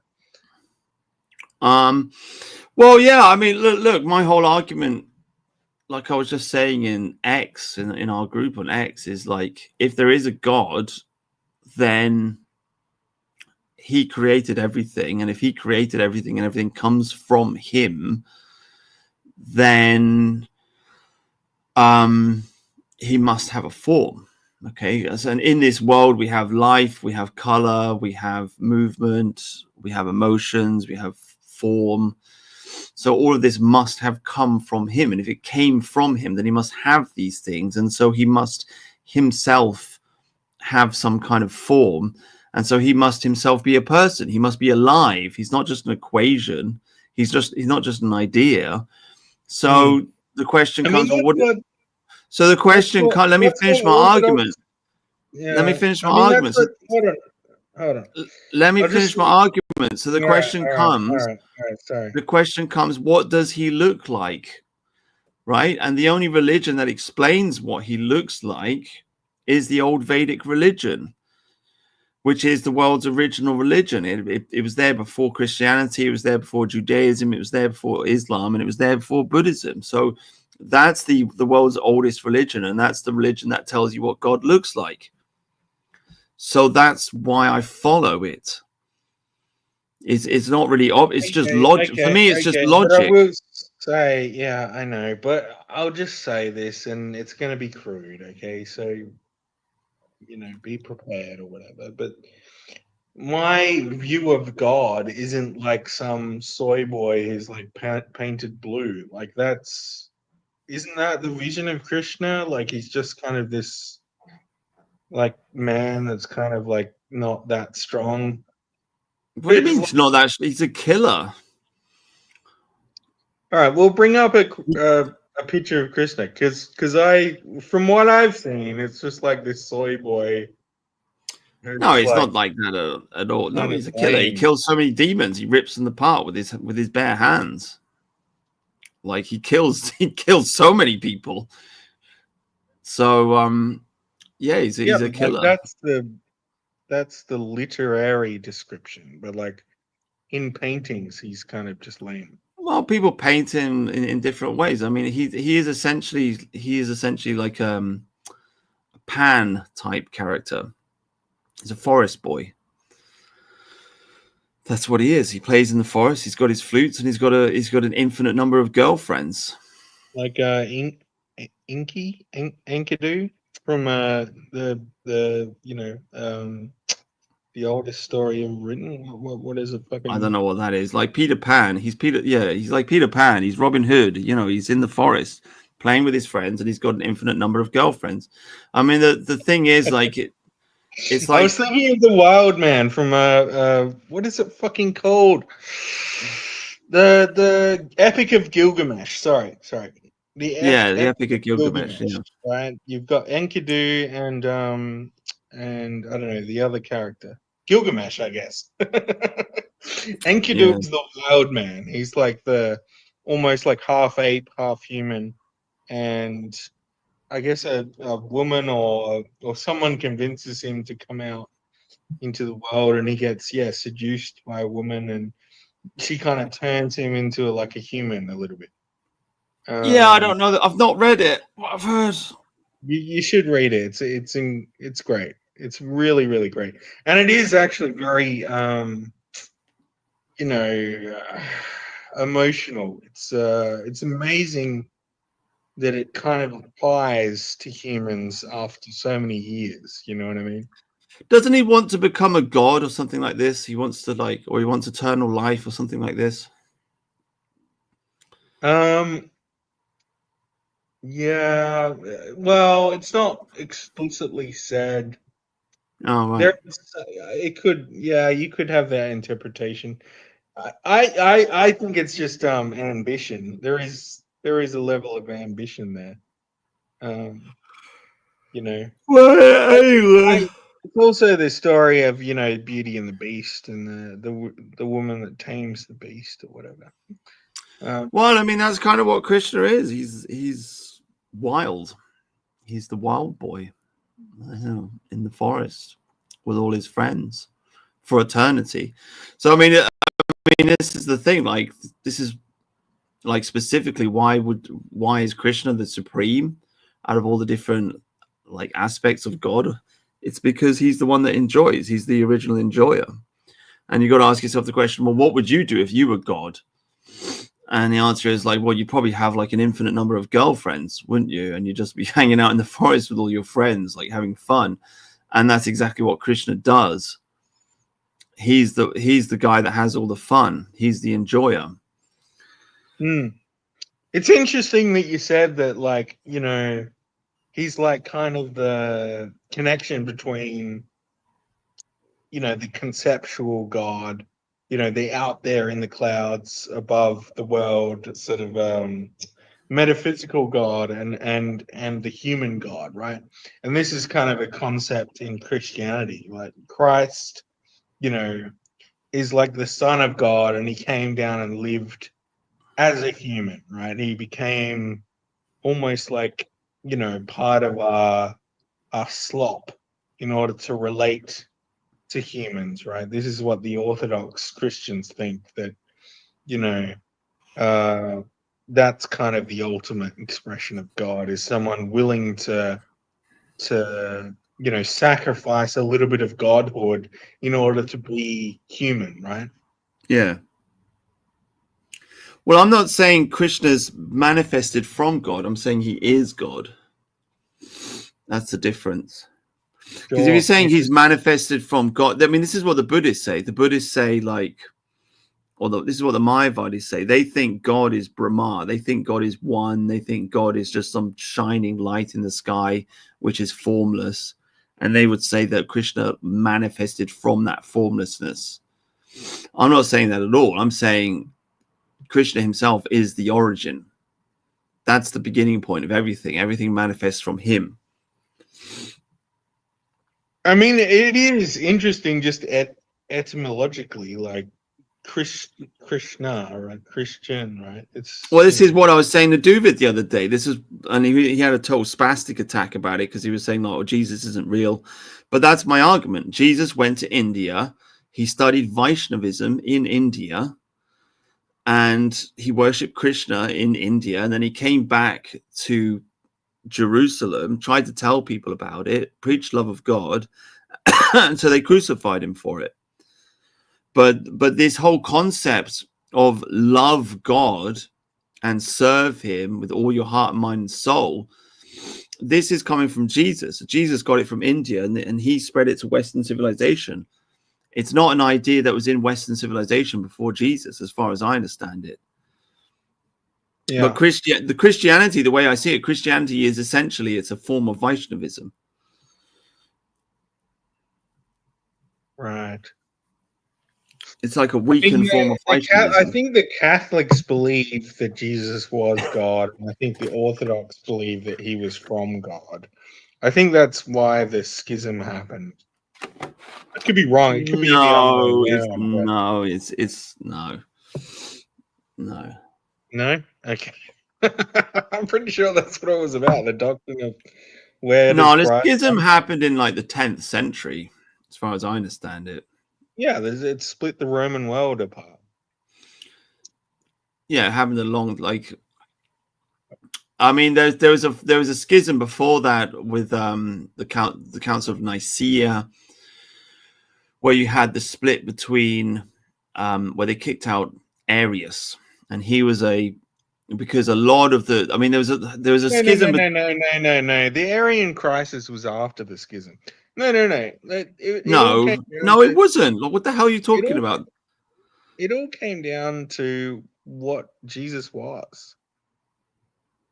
Like the schism between essentially, my understanding, the schism between the Eastern Orthodox and the Pope was just a power struggle.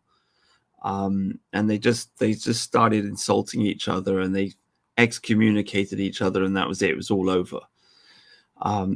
Philosophically, whatever. Philosophically, they're not really that different. Like, but yeah, I agree. It's, but I'm just saying it was a doctrine. Oh, not a doctrine. It was a minor philosophical disagreement. I think you will find. I mean, I could be wrong about this, but as far as I know, that's what it was.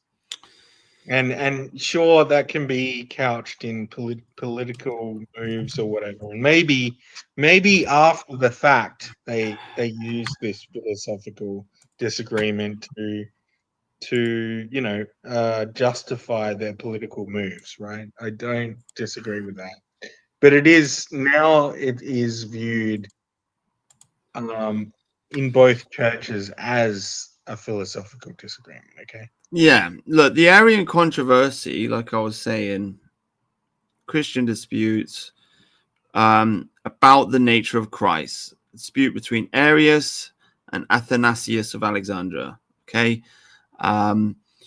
Concerns relations of substance of God the Father and substance of his Son. The position advanced initially by Arius argued that the Son of God came from God, came after God the Father. This conflicted with the Trinitarian fraction advanced by Athanasius. Right, so hold on, just before you continue, you got to admit, I am right. I just had the Arian crisis combined with the philosophical disagreement. So no, you're totally wrong. Let's be real. What the hell? You're just totally wrong. Rewind and listen. Well, okay, but I mixed up the timeline. That's all. Yeah, you mixed up the timeline by about 700 years, but apart from that, you're totally right. So essentially the Arians believed that Jesus manifested from God, and the Trinitarians, pushed forward by Athanasius of Alexandria, they believe that Christ and God are the same thing. essentially. And so what they did is they had the first Council of Nicaea, okay, 325, and the Council of Constantinople, and Arius got kicked out, and Athanasius, his opinions were accepted, and the Christian Church, the Protestants and the Catholics and the Eastern Orthodox, they've been lumbered with the idea of the Trinity ever since. I side with Arius. I think he was the man. I think he was the guy. Yeah, maybe. Yeah, I think he was. Yeah, I think his ideas made sense. But yeah, I don't know, dude. There you go. That's that. Anyway, we didn't really get to talk about it. I just wanted to. We went on a massive ramble there, but I'm trying to. Are you giving up on me here? Are you trying to wind down? I was just getting started. Oh right, sorry. Oh god, I need another coffee. If you want to keep going, get a Descartes now. Yeah, get another fucking coffee. You want me to make another? All right, I'll make another coffee. All right, you can entertain the audience then. There you go. All right, let's go. Let's fucking go. Right. Hang on. Oh, fucking hell. Hang on. Let me mute myself. All right, let's talk to the audience. What do we got here? I wonder what EMJ would say about it. Yeah, I agree. That would be very interesting. There was a comment back here from Alan Bastard? B. Stard, MP. I wonder if he's actually an MP. Hello, British MP. If you are an actual MP, congratulations for being a parliamentarian.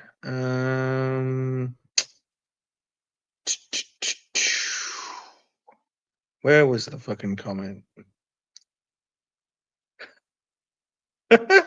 Brutus, did you ever listen to Little Peep?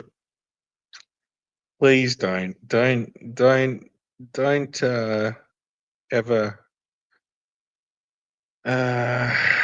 you know, just don't. I think Little Pump was better, right? Little Pump? No one.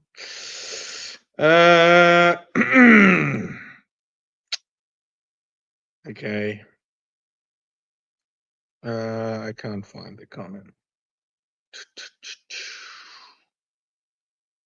The Westersons, yeah, an English folk group from Hull, based. Holy sweet, cool. We came from the land of ice and snow, right? From the midnight sun, or in the the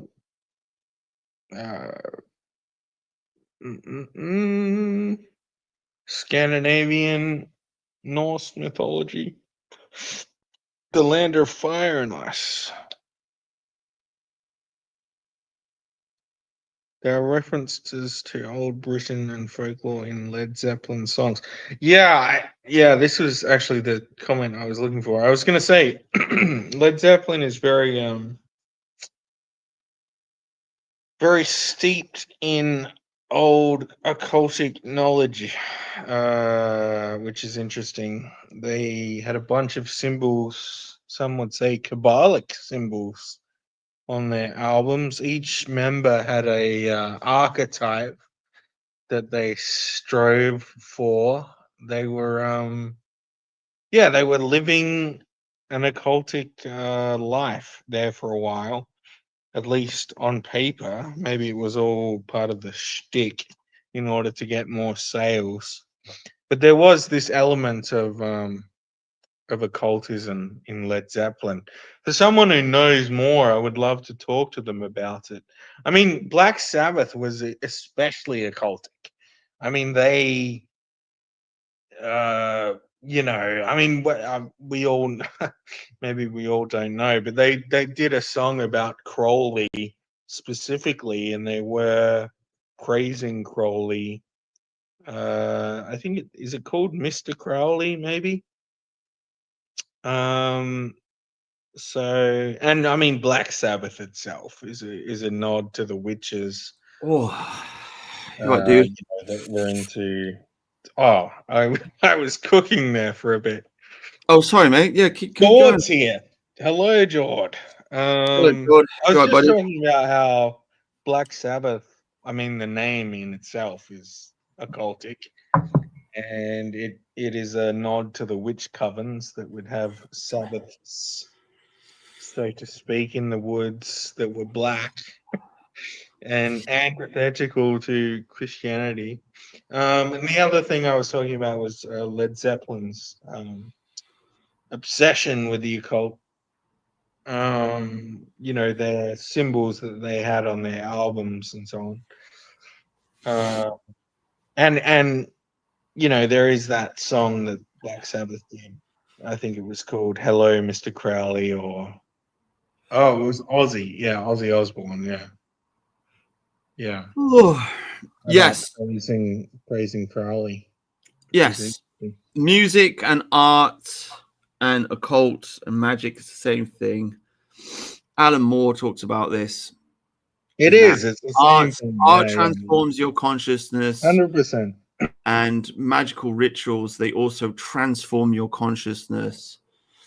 And they kind of both have the same goal in mind. And real art will always be sort of spiritual. And spirituality itself is of course artistic. So yeah, that combination is definitely there for sure. But I want to get into, I've been trying to talk about this for 1 hour 41 minutes and 41 seconds. So all right, let me just talk about, no, I'm kidding, let's go. Yeah, so look, this is my Substack, right? And I've never known what to do with my Substack. I've always just been like, oh fucking, what do I do with it, right? But I've got this new project. And this is what I was thinking that me and you could work on if we're going to have these chats. Like, I don't have to do it every week, but every now and again, we keep having these chats, right? And I was thinking, well, maybe I could spitball ideas and bounce them off you and work on this. So essentially, ever since I was young, I've always wanted to write some kind of like philosophical masterpiece or whatever, but I've always been like, I don't know, man, like, how can I explain this? Have you heard of Spinoza? You know, Spinoza did this. Anyway, Spinoza is a famous. Yeah, I've heard of him. You know, I don't know much about the man, but I've heard of him. Right. So he's a famous philosopher. He wrote a famous philosophy book called Ethics.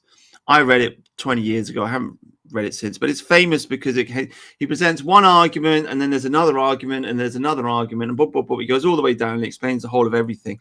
And I've always wanted to kind of like do the same thing, like, do you know what I mean? Like, get the basic core arguments sorted out, you know, proof for the existence of God, basic metaphysical theories and whatever, and then with that foundation expand outwards into like ethics and politics and etc.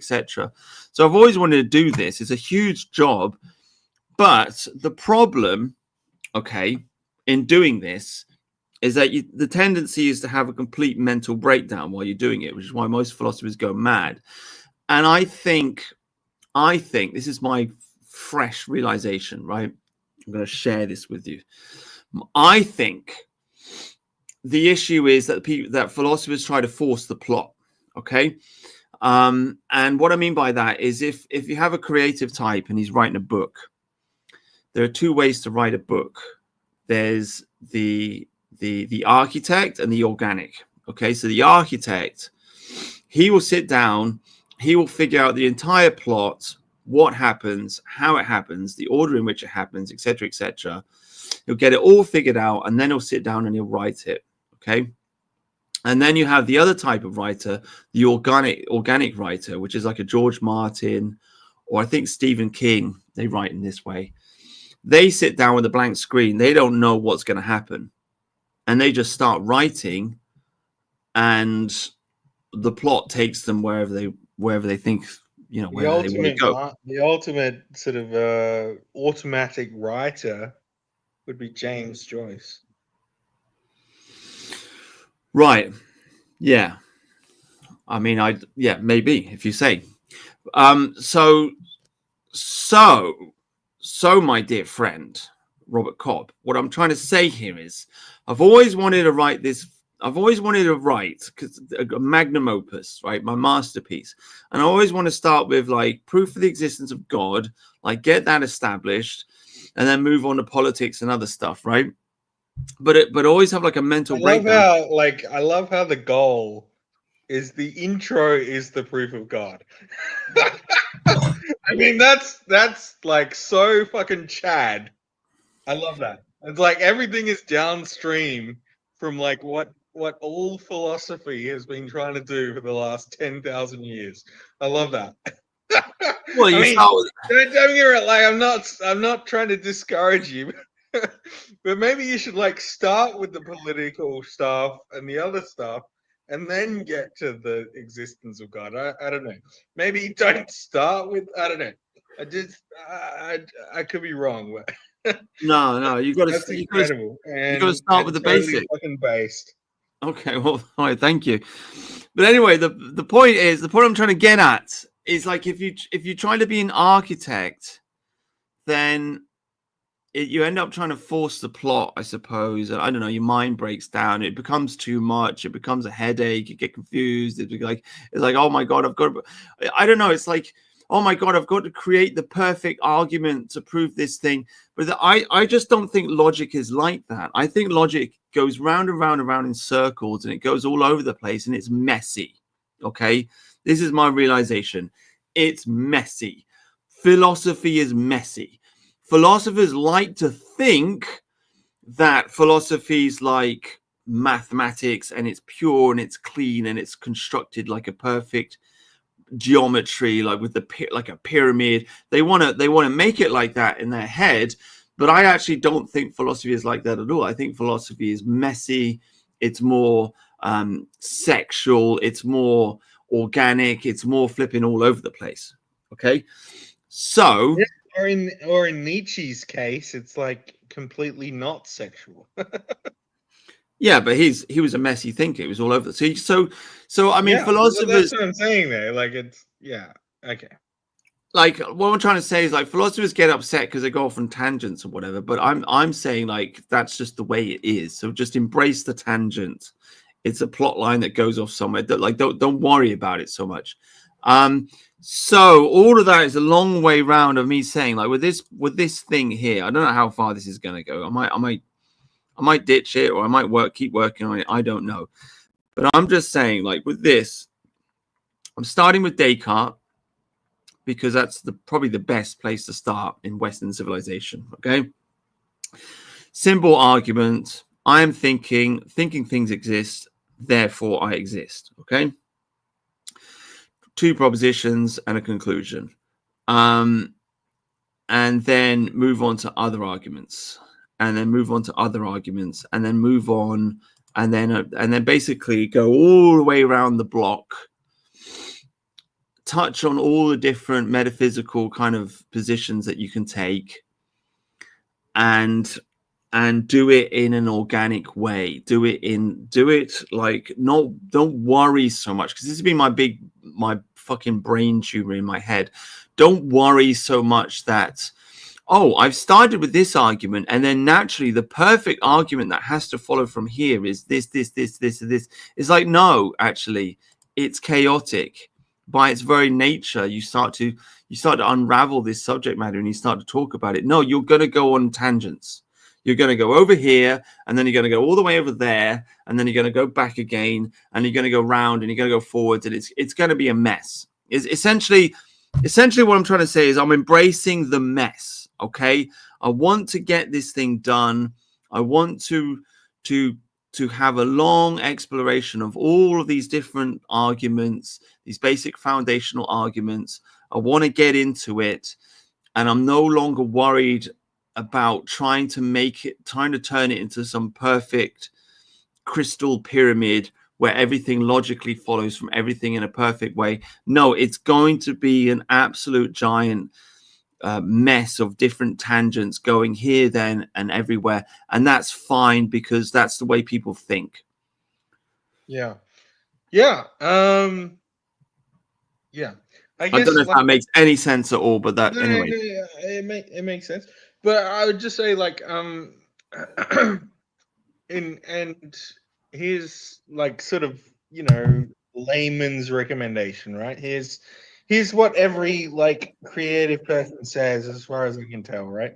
You need to create a structure for yourself. So you said you wanted to, like, go beyond the crystal, or not construct the crystal pyramid, right? From the base up, or the top down, right? You don't want to do that. So what I'm saying is, for most creative endeavors, where the real magic happens is if you're working within a framework.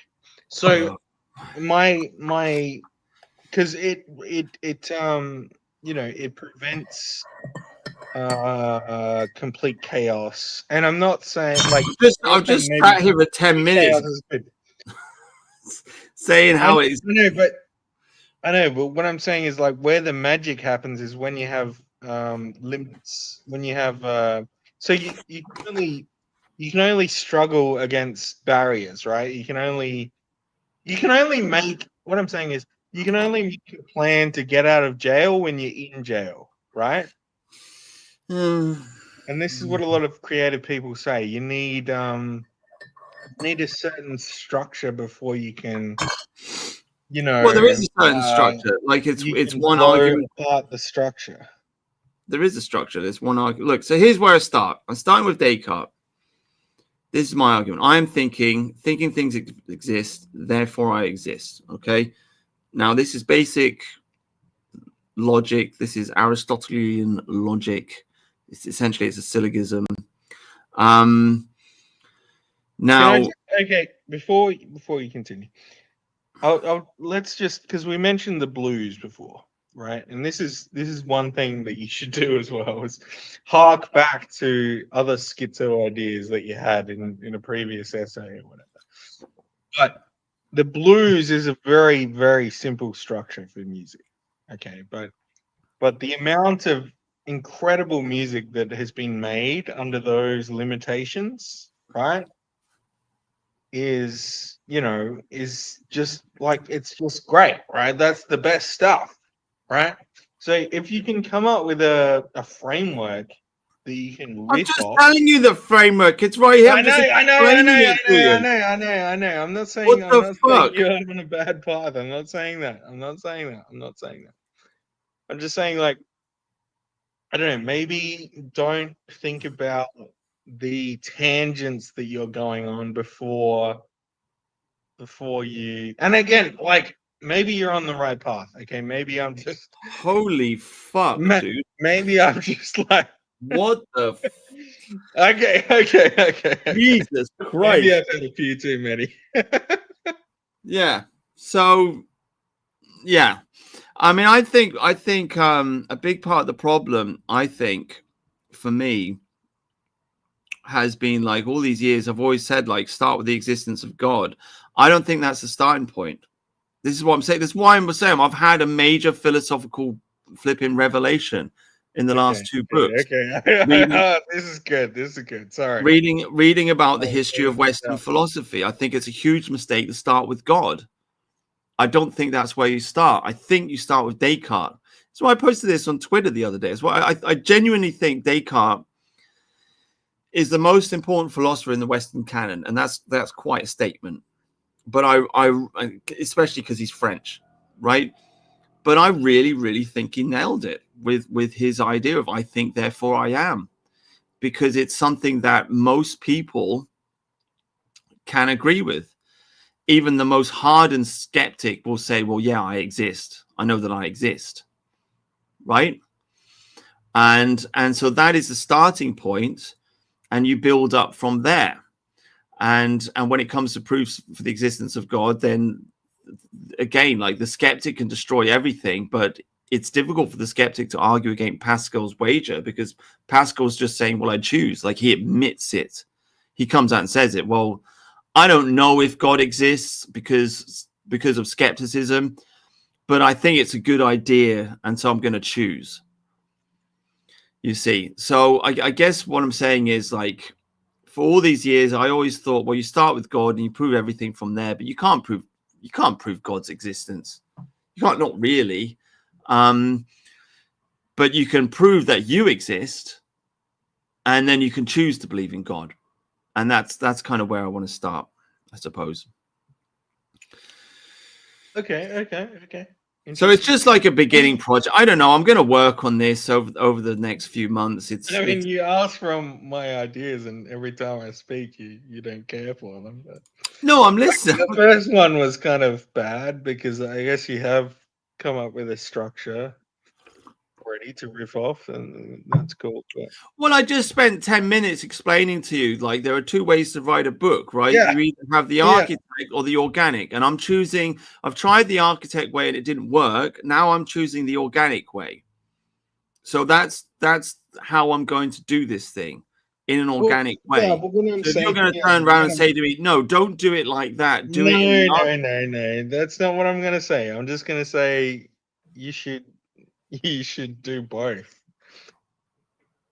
Well, obviously, like, Stephen King has an idea in his head when he's writing his book. He has an idea of how it's going to end up. Like, nobody is completely organic, and nobody is completely the architect. It's a grade, you know. It's a spectrum. Yeah. I'll just say this: like, is it going to be like a novel, like a fictional story, or a philosophical text? It's a philosophical text. Right. So there's no narrative in general. It's not like a play with like stages or whatever. No, it's an investigation. Yeah, I want to start with Descartes.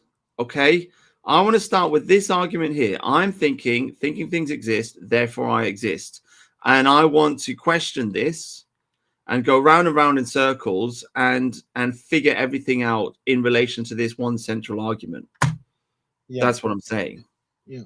All right. So that theoretically. Sorry, go on. Can I just ask why this blew your mind? Like, this statement. Because I think he nailed it. I mean, I think like if you go through skepticism, you get right to the very bottom. As I say, you can be skeptical about everything, but it's very difficult to be skeptical about your own existence. That's the one thing which is really core and really central. So that's the founding point. That's where you start. If you want to build a system of knowledge, you start with the one thing which cannot be denied, and then you build upwards from there. Yeah, I guess there's levels to existence. So have you explored this idea that, you know, we are a dream of a demon or whatever? And we could say yeah, but the idea exists and therefore I exist, right? Because, anything that happens to me is like, it is a concept that is being put out there into existence, whether it's conceptual or physical, right? And then the question is, what the difference between physical and conceptual is, and do atoms exist physically at their lowest point? Like, is string theory just metaphorical, or is it physical? And then you get into that whole wormhole. You know what I mean? But yeah, it's a good place. It's a good place. So anyway, continue. Yeah, that's exactly it. You kind of go round and round, and then like you fit all the different schools of thought, and you kind of relate them all back to this one central argument. So then like the idea would be like you're having a conversation with somebody, and you'll know where to begin. You just say, well, let's start here. Like, you agree that you exist, and the person will be like, yeah, okay. And then you know where to go from that point and how to build up to where you want to go, essentially. But Yeah. I mean, in relation to like you were saying about the demon, Descartes talked about this. I mean, it's been a long. I haven't actually read his. I did read it 20 years ago. I'm going to have to reread it. But my understanding is Descartes talked about, oh, I could just be bewildered by a demon, right? Like the whole world could be an imagination. You know, I might be dreaming, or everything could be an illusion. Right? Yeah, or I could be a brain in a vat. That's the modern version of that. You know, connected to a computer, and it's all a simulation or whatever. Yeah, all of that could be true, and it's very difficult for me to know that it's the whole world isn't fake. But I do know that I exist. I do know that I'm thinking.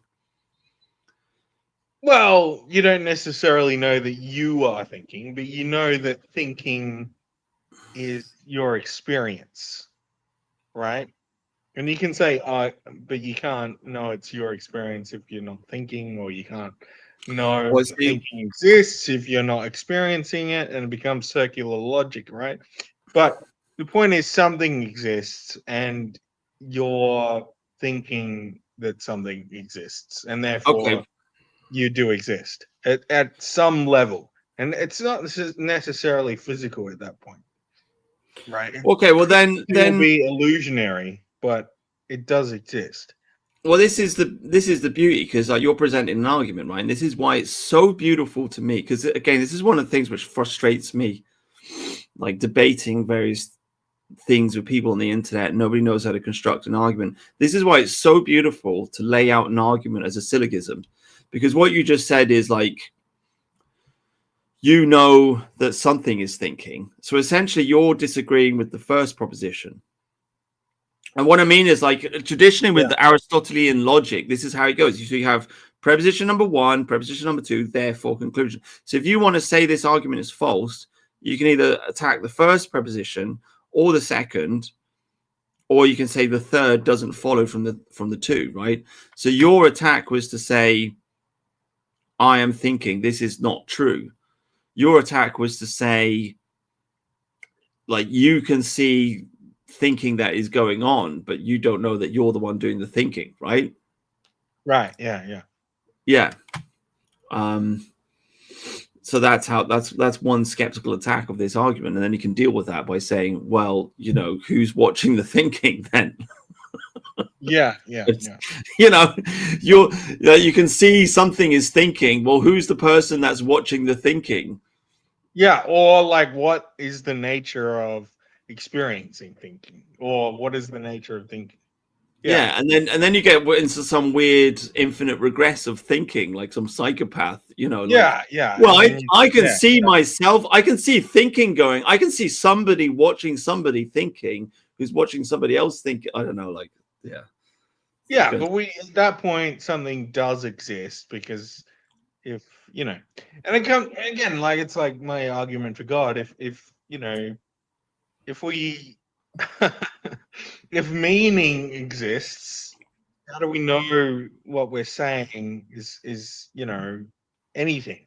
If we, you know what I mean? Like, if if meaning doesn't exist, then we don't know what we're saying, and therefore we're not, you know, we might as well just kill ourselves, because there's nothing else going on. There's no Because meaning. Yeah, there's no meaning to anything. Yeah. Yeah, sure.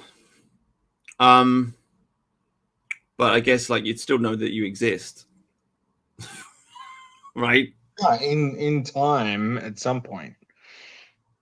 Yeah, At you some still know. point in time, yeah. So, you know, Unless time is an illusion, right? But then how do we know that illusions exist? well, you know something's going on. Yeah, Right? something is definitely going on. And so you do, you know one thing that's true, Yeah. right? And so there you go. So there is a meaning, and the first foundational meaning is that you exist. All right. So where did you go from here? So we exist, or someone exists? Yeah. Where did you go? Well, I dived into Buddhism because the way I see it, a whole line of philosophical thought built up over Descartes. But if you look at the East, the Buddhist would respond and say something.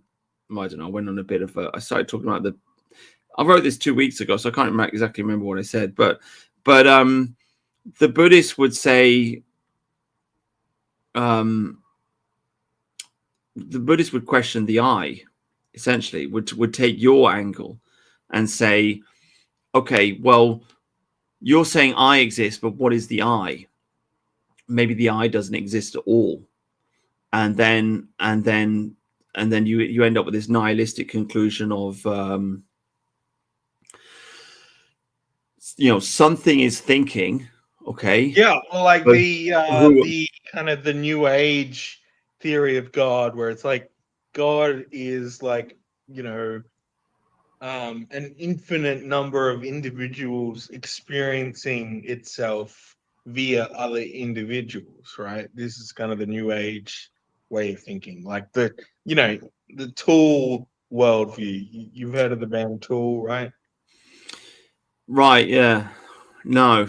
You haven't heard of the band Tool? No. Okay, listen to the song Writing To, please. Because it's not just about, okay, sure. Okay, you're into metal, right? Listen to the really. song Writing To. Look up the lyrics for Writing To right now. If you don't want to do it, that's totally cool. But please do it because it's incredibly interesting. Writing To lyrics. Yeah, Writing To by Tool. Oh, it just tells you how to write 2 lyrics by Tool. Oh, it just got a bunch of telling me how to write lyrics. Oh, fucking, that sucks. Oh god. Yeah, I got a bunch of advertisements. Can AI songwriters help you write? Band Writing To in inverted commas. Yeah. Tool band, comma, Writing To, comma, lyrics.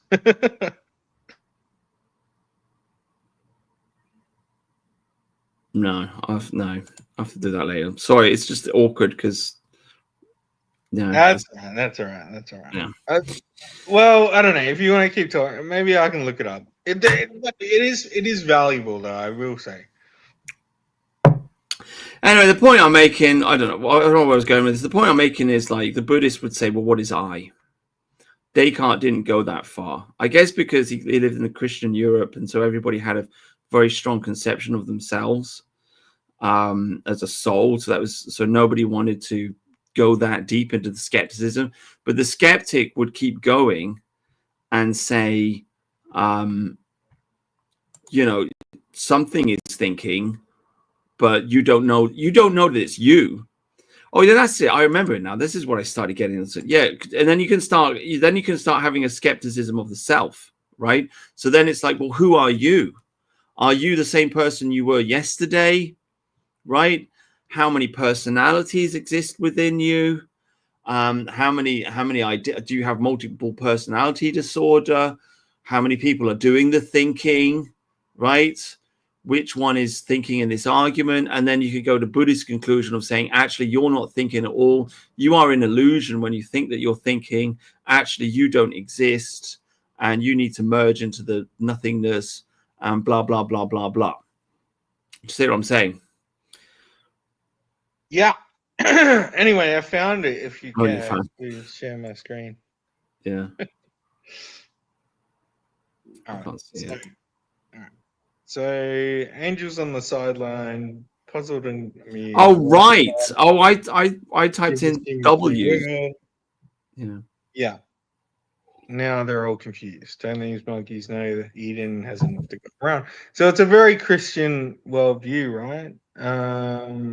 Plenty in this holy garden, silly monkeys. Oh my god, I can't even read right now. Where there's one, you're bound to divide in right into, right? So that's all the surface level take is it's about basically humans are apes and they breed too much, like, and they kill their fellow humans. Okay, like give them thumbs, they forge a blade, right? Where there's one, they're bound to divide it in two. So it's about killing, right? But it's also about uh, breeding. Okay. Um, but one thing when I was talking to my Catholic mate about this song, that he missed, and I talked to him about it, is we also divide concepts into two. Okay, we say what is truth, what is false. Yeah. Everything is a dichotomy in the human mind. Everything is like, one or the other. Okay, Yeah. and I guess the point, the esoteric meaning in this song is maybe the angels think, well, maybe there's a third option that we didn't consider. Now that I'm doing this, I'm thinking maybe my point that I had when I originally thought to share these lyrics, I had forgotten. Oh man. Oh my god. But I know, right? But anyway, concepts. Oh my god. What the Oh my fuck? god! Stop sharing. Stop the stream. I'm done. Done. Okay, Stop remove that. Don't know what. I'll tell you what. Solid. Oh Jesus Christ! Sorry about that. I will Well, say though, I'll you tell you should what we can listen to the do. song and find out what you think about it. Tell you what we can do, because I wanna understand some of this stuff. This is another thing. This is another angle we could take. Like this. Okay. I said I was going to So here we're in epistemology. I said I was going to review Evangelion because I just finished watching it again. I think one of the arguments they push forward in Evangelion is solipsism. Okay, so this could be one of the areas that you end up with if you're analyzing Descartes, and I think therefore I am. Solipsism is the philosophical idea that only one's mind is sure to exist. It holds that knowledge of anything outside one's mind is unsure. The external world and other minds cannot be known and might not exist outside the mind. Yeah. So it kind of seems true, doesn't it? Before you say that, it's such a retarded idea. Why? Well, because things act and you react. So, like, you can't. This basically says that there is no physical body and no world that you interact with. That's basically what it's saying. No, it's an epistemological position. I mean, it could be a metaphysical position.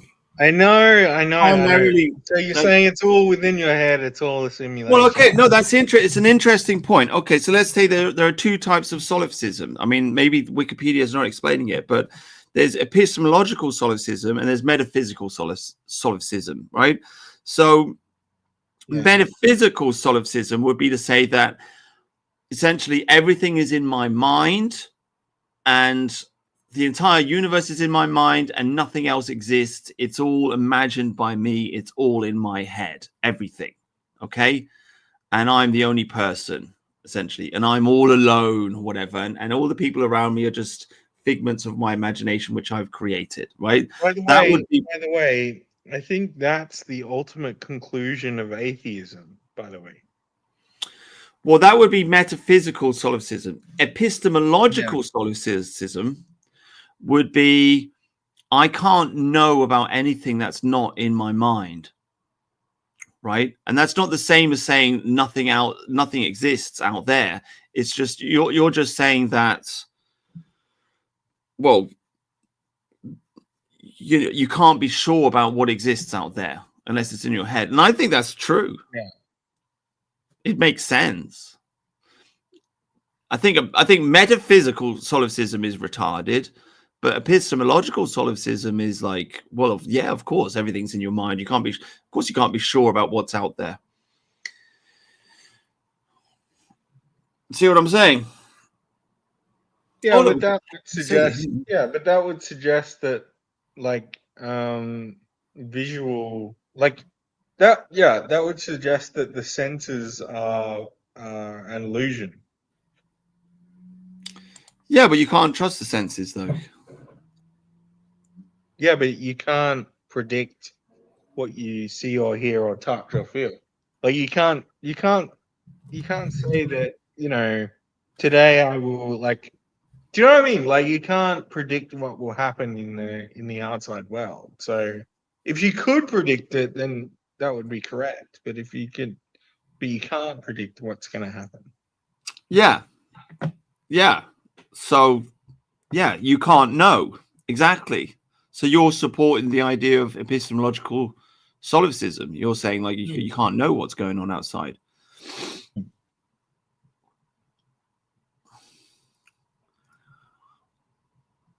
You know what I'm saying? See it. Yeah, so I guess we've solved philosophy. All right, well, good stream. Yeah. Well, let's have a look. I mean, I'm just... You can't know, I guess, is the point. It's metaphysical solipsism, which is retarded. In metaphysics, metaphysical solipsism is the variety of idealism which exerts that nothing exists externally to this one mind. And since this mind is the whole of reality, then the external world was never anything more than an idea. It can also be expressed by the assertion, there is nothing external to these present experiences. In other words, no reality exists beyond whatever is presently being cognitized by that one mind. Now that's retarded, but how do you prove it? Like, it's very difficult to prove that that's wrong. It is pretty difficult, yeah.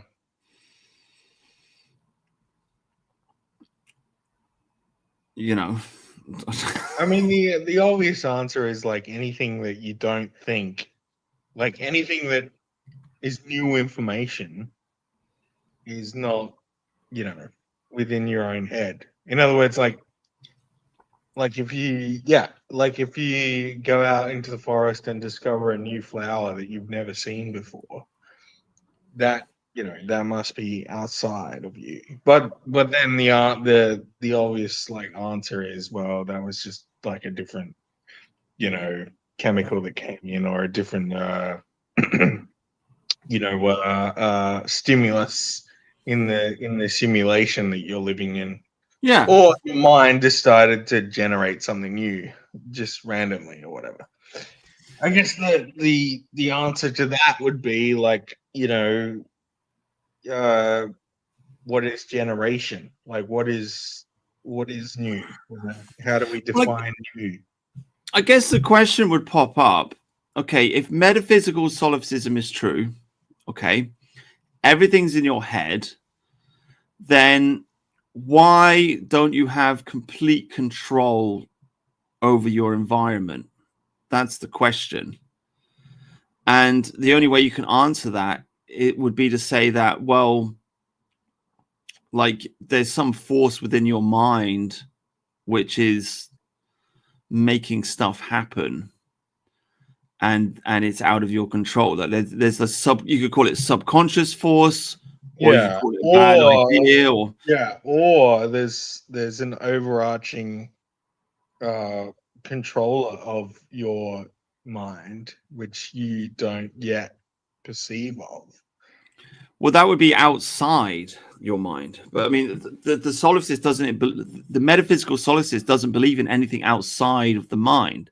So the only explanation for you not having complete control over the universe is that your mind itself is making stuff happen that you don't want to happen.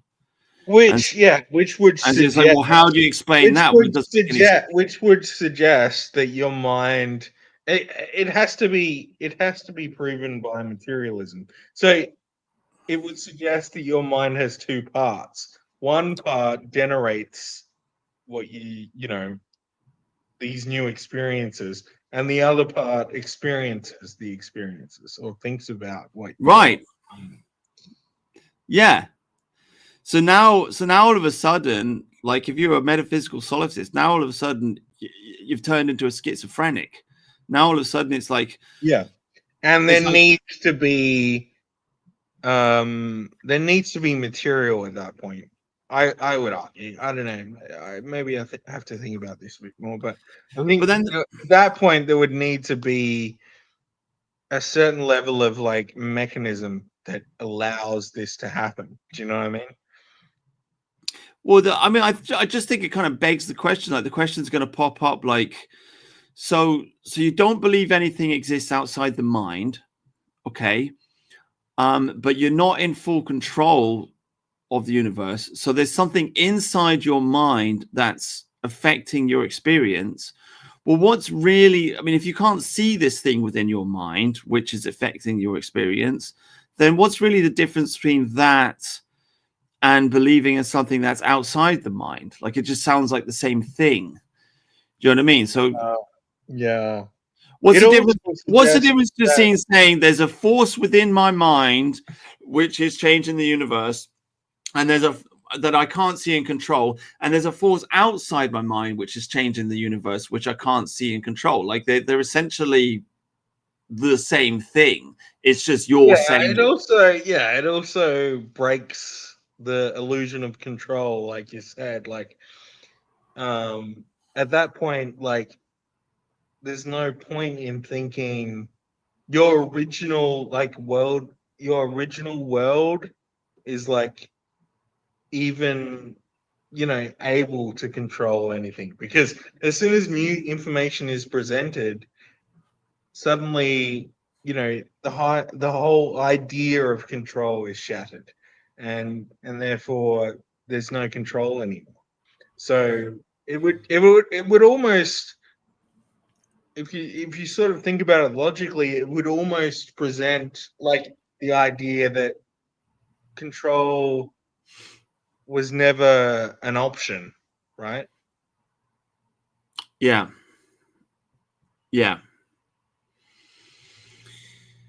Yeah, dude. Yeah. So it doesn't make sense. It actually doesn't make sense. Well, it makes sense, but it only makes sense if it's wrong. Do you know what I mean? It only makes sense if it's like, yeah, this could be possible, but it also proves the theory wrong. Yeah. So I get confused. I even get confused of what idealism is. Like I think I've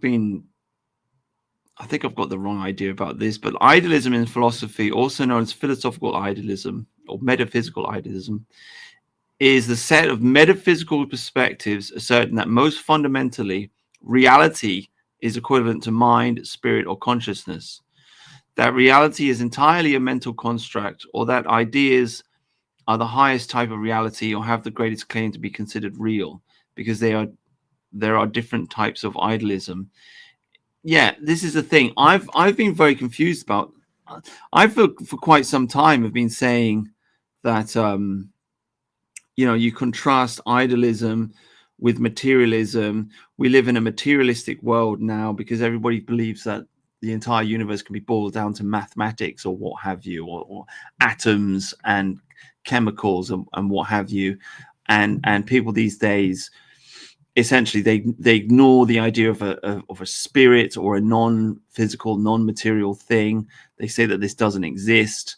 But now that I'm actually looking at idealism, I'm not even sure what it is anymore, to be honest with you. Like they're saying like it's just I'm confused. I'm just confused, basically. I mean, I think it comes down to like explanation of the I want to use the word mechanism, but I'm thinking something before that, like a metaphysical word for a mechanism, like a structure, maybe. There needs to be some sort of order. Yeah, maybe order is a good word, because order is a kind of a concept, right? Right. Order can only be real if, like, if there's different levels to reality, right? In other words, like, you can't have. I'm sort of losing my mind on this a little bit as well, but you can't. I guess my point is, you can't have, like, if you can't have understanding without, like, some other free existing mechanism, or